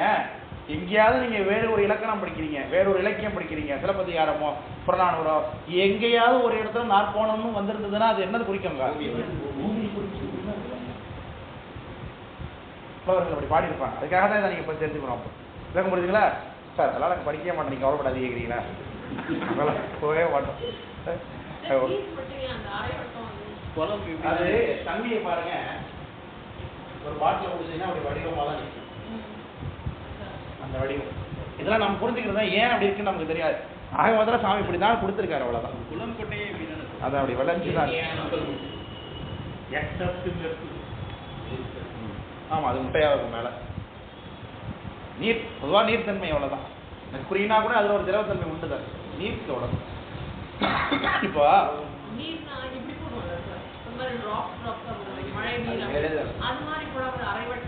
இது குறியீடு, அதுக்கு பின்னாடி விந்துன்னு ஒரு அதுக்கு வேற வடிவம் உண்டு, அது வருது பின்னாடி பார்ப்போம். குறிகள்ல வரும். இது வடிவம், அது குறி. வடிவம் குறி வித்தியாசப்படுது. அதில் பார்ப்போம். விந்துன்னு இருக்கு. இங்க முக்கோணங்கிறது நெருப்பு குறிக்குது. சரிதானே? இதெல்லாம் வடிவங்கள். அடுத்தது ஆர்க்கும் அறுகோணம் கால் அப்படின்னா, கால்னா மூலாதாரத்து மூன்றெழு கடலை அதெல்லாம் காலா எழுப்பது, ஒசச்சி எழுப்புறதா? காலாகிய மூச்சு பயிற்சினாலே மூலாதாரத்தினுடைய குண்டலினி எழுப்புறதுன்னு அர்த்தம் இல்லையா? கால்னா காற்றுன்னு அர்த்தம். சன்னலுக்கு ஒரு பேர் சொன்னேன், கால் அதர். கால் அதர். அதர்னா வழி, அதர்னா வழி. கால் அதர்னா காற்று வரக்கூடிய வழி. அதுதான் வச்சிருக்கீங்க ஜன்னல். ஜன்னலுக்கு தமிழ் சொல்ல என்னப்பா? கால் அதர். ஜன்னலுங்கிறது தமிழ் சொல் கிடையாது. சாளரமும் சாளரங்கிறது வடமொழி சொல். ஜன்னலுங்கிறது வந்து ஏதோ போர்ச்சுகீஸ். நமக்கு தமிழ் சொல்லு காலதர். காற்றுக்கு சரியான, அது ஜன்னலுக்கு சரியான தமிழ் சொல் என்னது? காலது மறக்கக்கூடாது. காரண பெயர். காரண பெயர் எப்பொழுதும் மறக்கக்கூடாது நமக்கு, இல்லையா? இருபது பெயர் வேணா மறக்கலாம். காரண பெயரா இருக்கும்போது வரணும். கால்னா என்ன? காற்று. அதர்னா என்ன? வழி. அப்ப காலதர்னா ஜன்னல். அதை பயன்படுத்துங்க எங்களுக்கு எப்பொழுதும். காலதர் கதவை திறந்து விடுங்க. தெரியலையே ஐயா, சாகாக்கால் போகா பொருள். சாகாக்கால் போகா பொருள் அப்படின்னு இந்த கால் வந்து காட்டு பொருள். அப்படியா? வேகாத்தலை எதுக்கு? அது வந்து உயிரில் இருக்கு. காற்றோட விந்து, அப்போ வந்து நீரோட தவிர்ப்பு.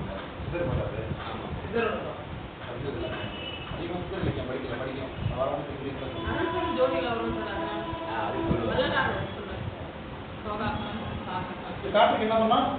6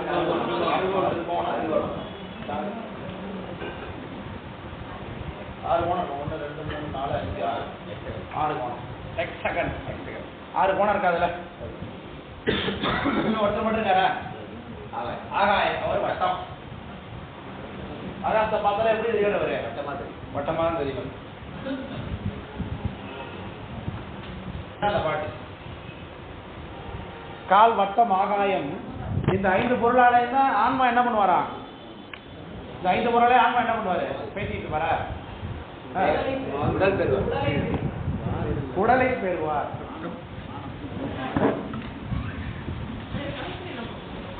வான், அது ஆகாயம். ஆகாயம் வான். வான் ஆகாயம் சொல்றோமே, அதான் வான்.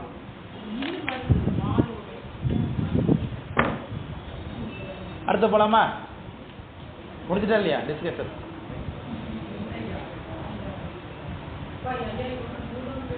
வடிவம். வடிவம் வடிவம் குறியீடுல குறியீடு பின்னாடி வருது. அடுத்தது நிறம். இப்ப சொல்றது வடிவம்ங்க. வடிவம் தான் இது வடிவம். அடுத்தது நிறமும் எழுத்துக்களும் அதோட பீஜாட்சரங்களை சொல்ல போறாங்க. பீஜாட்சரம்னு சொல்லுவோம், அதுக்குரிய எழுத்து. அது அடுத்த பாட்டு. 6வது பாட்டு. பொன் பார் புனல் வெண்மை பொங்கும் அனல் சிவப்பு வன்கால் கருமை வளர்வான் தூமம் என்பார் எழுத்து லவரயவ பாராதிக்கென்று அழுத்தமதாய் நிற்கும் அது என்று சொல்லுவார். பாட்டு சரியா இருக்கா? லவரையான்னு படிக்கணும். அதை நான் லவரையான்னு படித்தேன்.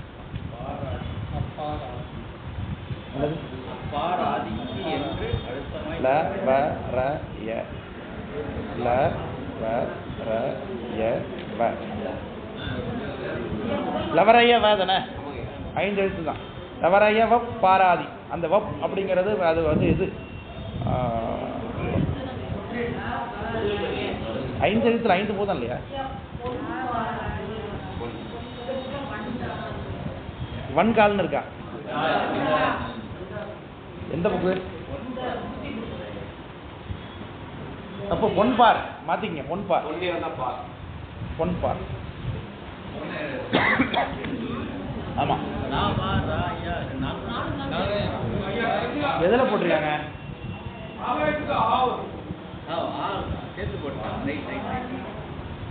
எங்க பாட்டு? லவரைய பாட்டு பிரிச்சு போட்டது தப்பு. லவரைய பாராதி தனியா இருக்கு. அப்பாராதி அப்பாராதின்னு படிக்க கூடாது. பாராதி. என்னது? என்ன செய்தி? சரியா? லவரைய அதான் வேன் இருக்கு இந்த இடத்துல. வேனாலும் தெரியுதா? வந்து வாவா நிற்குது. அதுக்கு பேர் உடம்படுத்தமைன்னு பேரு புணர்ச்சி ரீதியில. அதனால அகரம் அகரமாக தோன்றி நிற்குது இந்த இடத்துல. பொன் பார். பொன் பார். நாங்களாம் பொண்ணு தான் சார் பார்த்துட்டு இருக்கோம், கவலைப்படாதீங்கிறீங்களா? பொன் பார் அப்படின்னா பாருங்கிறது உலகத்தையும், பொண்ணுங்கிறது ஒரு நிறத்தையும் குறிக்கும். ஒரு மாதிரி வெளியில மஞ்சள் நிறம். இந்த மண்ணோட நிறமே எப்படி தான் இருக்கு நமக்கு. தங்கத்தை போலதான் மின்னுது. மினுமினல். தங்கமே என்னது தாங்க? தங்கமே மண்ணு தானே.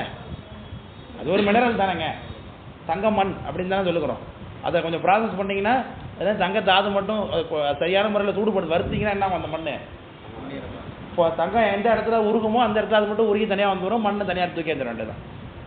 அதுக்கு பேர் என்ன? ஓர். ஓர் தானே. ஓர்னா மூலப்பொருளா? ஓஆர்இ ஸ்பெல்லிங். ஓஆர்இ ஓர்னு பேர். ஆமாம். தமிழில் அதுக்கு என்னங்க? தாது. தாது தாது தாது தமிழில் தாது. இங்கிலீஷில் வந்து ஓர்னு சொல்லுவாங்க. கோல்டு ஓர் அப்படிம்பாங்க. அந்த கோல்டு ஓர் தான் கிடைக்கும். அந்த இப்போ கோலாரில் இல்லையே க்ளோஸ் பண்ணிட்டாங்களா? அதை எடுக்கிறது இல்லை, எடுத்துட்டான். மைனிங் ஒர்க் நடக்கல. சவுத் ஆப்பிரிக்காவில் இருக்குது. சரிதானே? அதுதான் அந்த சரியான மண்ணை எடுத்து சரியான ப்ராசஸ் பண்ணிங்கன்னா அது என்ன கிடைக்காங்க? அந்த தங்கம் கிடைக்கும். அதனால மண்ணுடைய நிறமே என்னது தான்? தங்க நிறம் தான். இப்போ கோல்டு தாது இந்த மண்ணெல்லாம் இல்லைன்னா இருக்குது.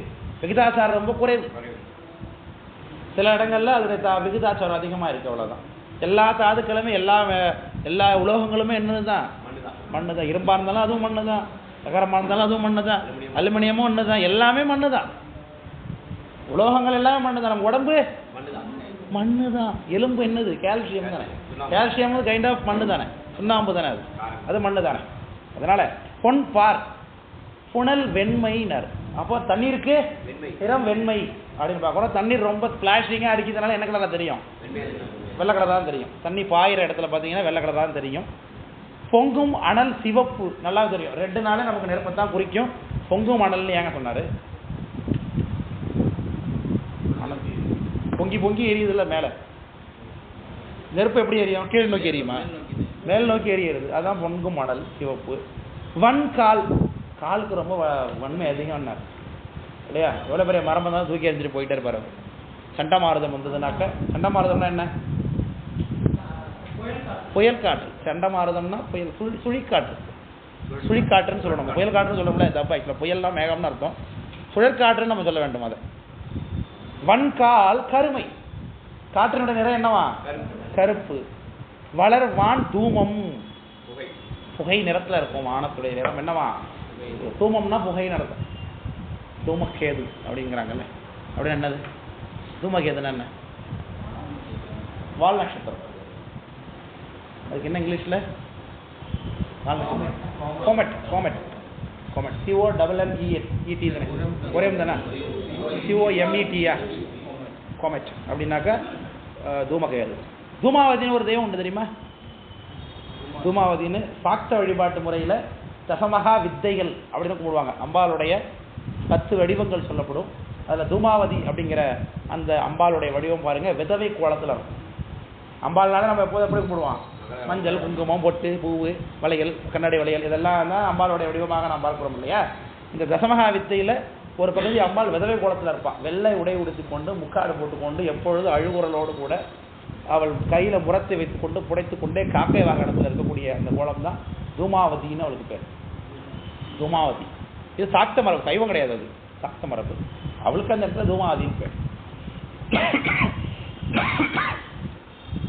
அதனால தூமம்னா அது இந்த காற்றோட நிறம். என்பார், என்பார்னா யாரு? வான் தான் தூமம், புகை நிறம். வானுக்கு புகை நிறம். சார் எழுத்து ல வ ர ய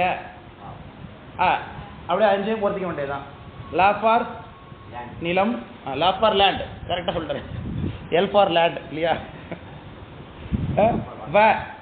வங்கிறது இந்த இடத்துல புனலுக்கு இருக்கு, ரங்கிறது நெருப்புக்கு இருக்குது, ஏங்கிறது காற்றுக்கு இருக்குது, அ அப்படிங்கிறது ஆகாசத்துக்கு இருக்குது. இந்த எழுத்துக்களை அப்படியே எழுதி கொள்ள வேண்டியதுதான். சரிதானே சொல்றது? அடுத்தபடியாக ஏழாவது பட்டா சொல்லலாம் இல்லையா. குறி, குறியை பத்தி பேசுறாங்க. அப்பதான் குறி, அதோட சைன் என்ன அதெல்லாம் நமக்கு தெரியாது. சுவாமி சொல்றாரு, அவ்வளவுதான். அப்படியே படிச்சுக்க வேண்டியதான். அது ஏன் அந்த எழுத்துக்கு அந்த சவுண்ட் இருக்கு அதெல்லாம் நம்ம தெரிஞ்சுக்கிறோம்னா தவம் பண்ணி சாப்பிட்டு தான் கேட்கணும் அதுக்கான அர்த்தம் என்னன்னு. ஆகமத்தில் சொல்லப்பட்டிருக்கு அப்படின்னு சொல்லுகிறார்கள். இதுக்கான எங்கேயாவது லேனை குறிச்சா அந்த இடத்துல என்ன நம்ம கொண்டுக்கணும், அதை நிலம்னு கொண்டுக்கணும். சரி, இல்லை அந்த அளவுக்கு நான் இதெல்லாம் நான் நம்ம தேடி பார்த்தேன். இந்த மாதிரி டீட்டெயிலாம் எங்கேயும் கிடைக்கல, ஆதாரபூர்வமாக கிடைக்கல. ஒருவேளை அந்த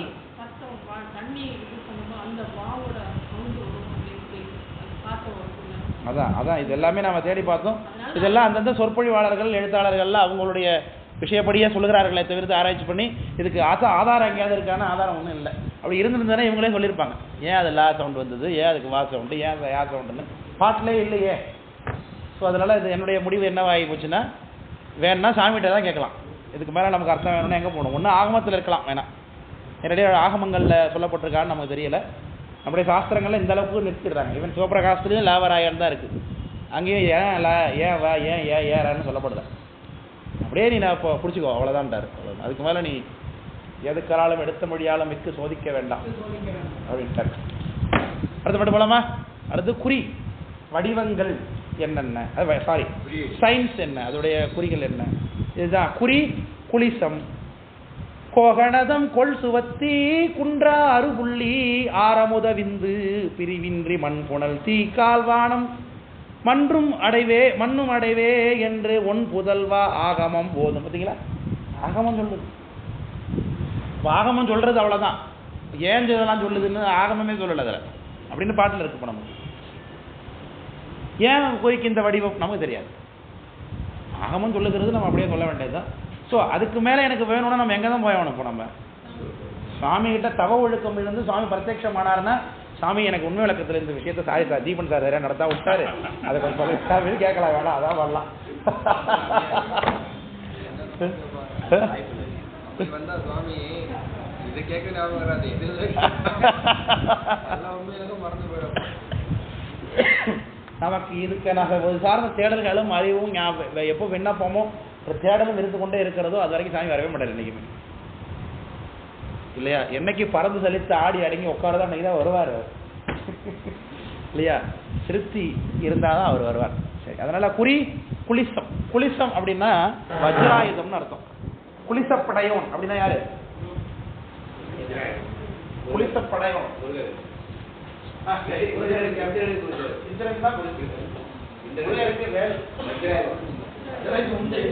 அடையாளமா அவர் கொள்றது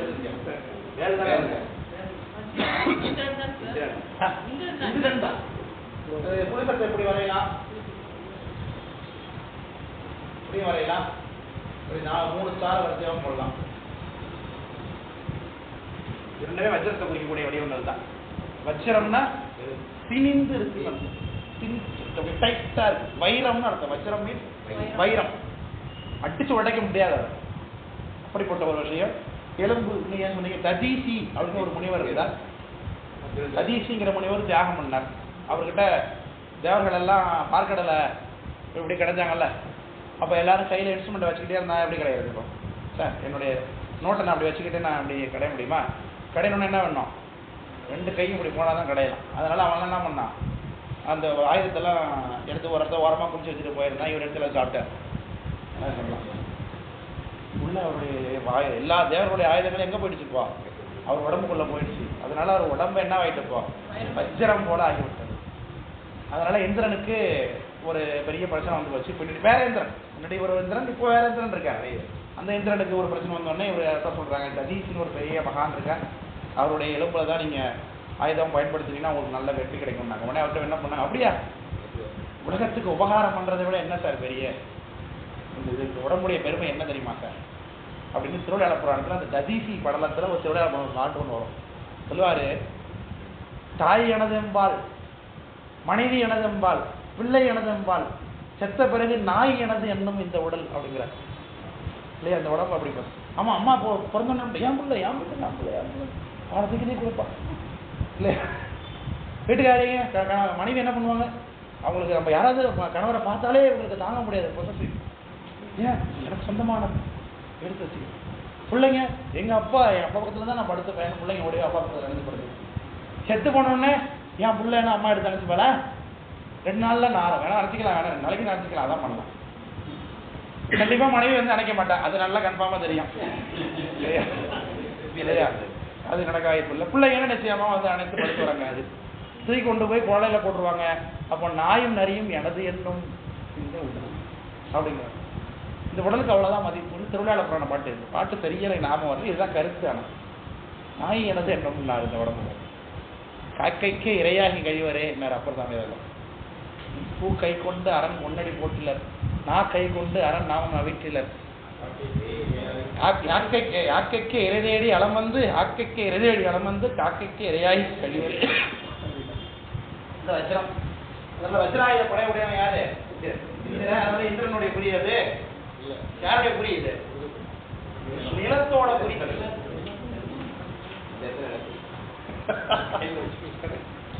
நிலத்தோட குறி இல்லையா? அடுத்தது கோகனதம். கோகனதம்னா தாமரை பூரா இருக்கும்.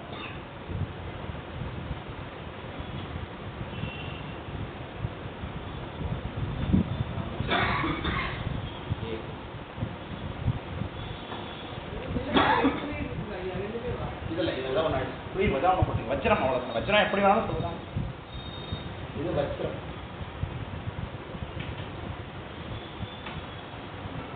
புலிசம், தமிழ்ல புலிசம்.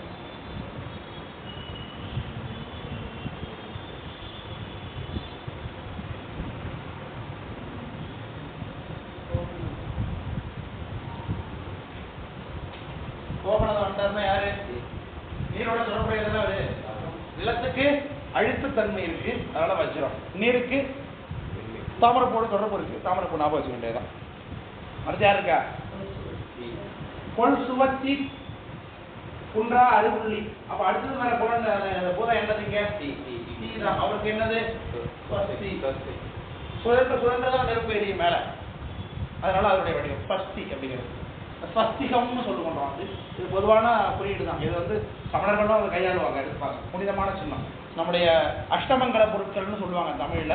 அஷ்டமங்கல பொருட்கள்னு முன்னாடி ஒருத்தர் வந்தாங்கன்னா அவங்களுக்கு முன்னாடி காண்பிக்க வேண்டிய பொருட்கள் இது ஒன்று ஸ்வஸ்தி அப்படிங்கிறது. பூர்ண கும்பம், கண்ணாடி,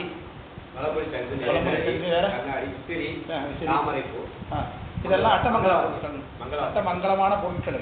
அதெல்லாம் எதுக்க வைக்கணும் கொண்டு வந்து. அதில் இந்த ஸ்வஸ்திகமும் அஷ்டமங்கல பொருள். கோயிலெல்லாம் பார்த்தீங்கன்னா நீங்கள் அட்டமங்கலத்தை எங்கே பார்க்கலான்னு தஞ்சாவூர் பெரிய கோயில் நீங்கள் போனீங்கன்னாக்க சாமியை சுற்றி கோயிலை சுற்றி வருவீங்க. அது பெரிய மாளிகை பற்றி, திருமாளிகை பற்றி பெரிய உள்பக்கத்தில் வருது இருக்கு இல்லையா? அதில் சாமியுடைய வடக்கு பக்கம் ஒரு வாசல் இருக்கும், வெளியில் போகிற வாசல் இருக்கும். அந்த வாசலுக்கு பேர் அணுக்கன் திருவாயில்னு பேர். அந்த அணுக்கன் திருவாயில் வழி தான் ராஜா கோயில் கும்பிட வருவார். ஏன்னா அந்த பக்கத்தில் தான் அரண்மனை வாசல் இருக்கிறார்கள், அந்த வழியாக ராஜா வந்துட்டு போவார். அந்த வாசலுக்கு வெளி பக்கத்தில், அதாவது நீங்கள் புல்வெளி வழியாக போகணும். வெளில போனீங்கன்னா அந்த வாசலுடைய மேலே பார்த்தீங்கன்னா அந்த அட்டமங்கலத்தை வெட்டி வச்சிருக்கோம். இல்லை வராகி இந்த பக்கத்தில் இல்லை. நான் சொல்கிறது வந்து இப்போ கோயில் வந்து கோயிலுடைய ரைட் சைடில் போய் புல்வெளி சிவகங்கை பூங்கா இருக்குல்ல, அந்த பகுதியில் நீங்கள் அந்த புல்வெளி பக்கமாக போனீங்கன்னாக்க வெளியில் உள்ள காம்பவுண்ட் சுவரில் அந்த வடக்கு வாசல் மேலே அந்த அட்டமங்கலத்தை வெட்டி வச்சுருப்பாங்க. அதுக்கு அந்தாண்ட தான் புகழ்பெற்ற கல்வெட்டு ஒன்று அங்கே தேவர தலிச்சேரி கல்வெட்டுகள் அப்படின்னு அந்த வடக்கு வாசல்லேருந்து அந்த காம்பவுண்டுடைய எண்டு வரைக்கும் ஒரு பெரிய கல்வெட்டு தொடர் இருக்குது. அங்கே தான் தலிச்சேரி கல்வெட்டுகள்னு ஒரு பெரிய கல்வெட்டு இருக்குது. அதை பற்றி தனி புத்தகமே போட்டுறார் பிடவாயில் பாலசுப்ரமணியன் அவர். அந்த எத்தனை 400 தேவரடியார் பெண்கள் வந்து நம்ம பெரிய கோயிலில் வேலை பார்த்தாங்களாம். அட்டே டைமில் ஒர்க் பண்ணியிருக்காங்க. 400 பெண்கள் அப்படின்னா எப்படி இருந்துருக்கும் அந்த இடம்? அப்படியே சண்டை சத்திரவாக தான் இருந்துடும் கண்டிப்பாக, இல்லையா? அதெல்லாம் மாற்றுக்கிறது இல்லை, இல்லையா? இந்த 400ல் 100 பேர் ஆடுறவங்களா இருக்கட்டும், 100 பேர் பாடுறவங்களா இருக்கட்டும் சார், அது எப்படி இருந்துருக்கும் அந்த காட்சி பார்க்க? 100 பேர் கோயில் சுத்தம் பண்ணுறவங்க இல்லை, இவங்க இப்படி மிச்சம் மற்ற ஒர்க் பண்ணுறவங்க ஷிஃப்ட் பேசிஸில் ஒர்க் பண்ணியிருப்பாங்க. இவங்க 4 பேருக்கும் அந்த 400 பேருக்கும் கோயிலுடைய வடசிறகு தென் சிறகுன்னு 2 பக்கத்தில் வீதி போச்சு. 2 வீதியை ஒதுக்கி எதுக்க வீடு கொடுத்துருக்காரு ராஜா. 400 பேர் தங்கியது. இந்த 400 பேருக்கும் என்ன சொந்த ஊர், அங்கேருந்து எந்த ஊர்லேருந்து இங்கே தஞ்சாவூர் குடியிருக்க வந்தாங்க இந்த கோயிலில் பணி செய்ய, அவங்களுக்கு எங்கெங்க சம்பளம் கொடுக்கப்பட்டது, அவங்களுக்கு என்னென்ன ஊரில் நிலம் இருந்தது, அவங்களுக்கு யார் யாரெல்லாம் பாட்டு பாடினாங்க, யார் யாரெல்லாம் வாத்தியம் வச்சுட்டாங்க, அவ்வளோ பேரையும் அந்த தலிச்சேரி கல்வெட்டில் பதிவு பண்ணியிருக்காரு ராஜா. அவ்வளோ பெரிய சாசனம் அது. தலிச்சேரி கல்வெட்டுகள்னு அதுக்கு பேர். 48 பிடார பேர். 48 பிடாரர்கள் பேரும் அதில். அது போதும், தனி கூட்டம் அது.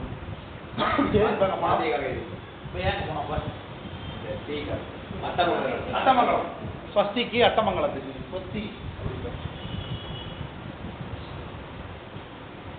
அடுத்தது அறுப்புள்ளி, குன்றா அறுப்புள்ளி. அறுப்புள்ளி நீங்க எப்படி போட்டுக்கலாம்? இப்படி படுபாடத்தையும் போட்டுக்கலாம். நான் படுபாடத்தை தான் போடுறேன். அறுப்புள்ளி மீன் அறுப்புள்ளி.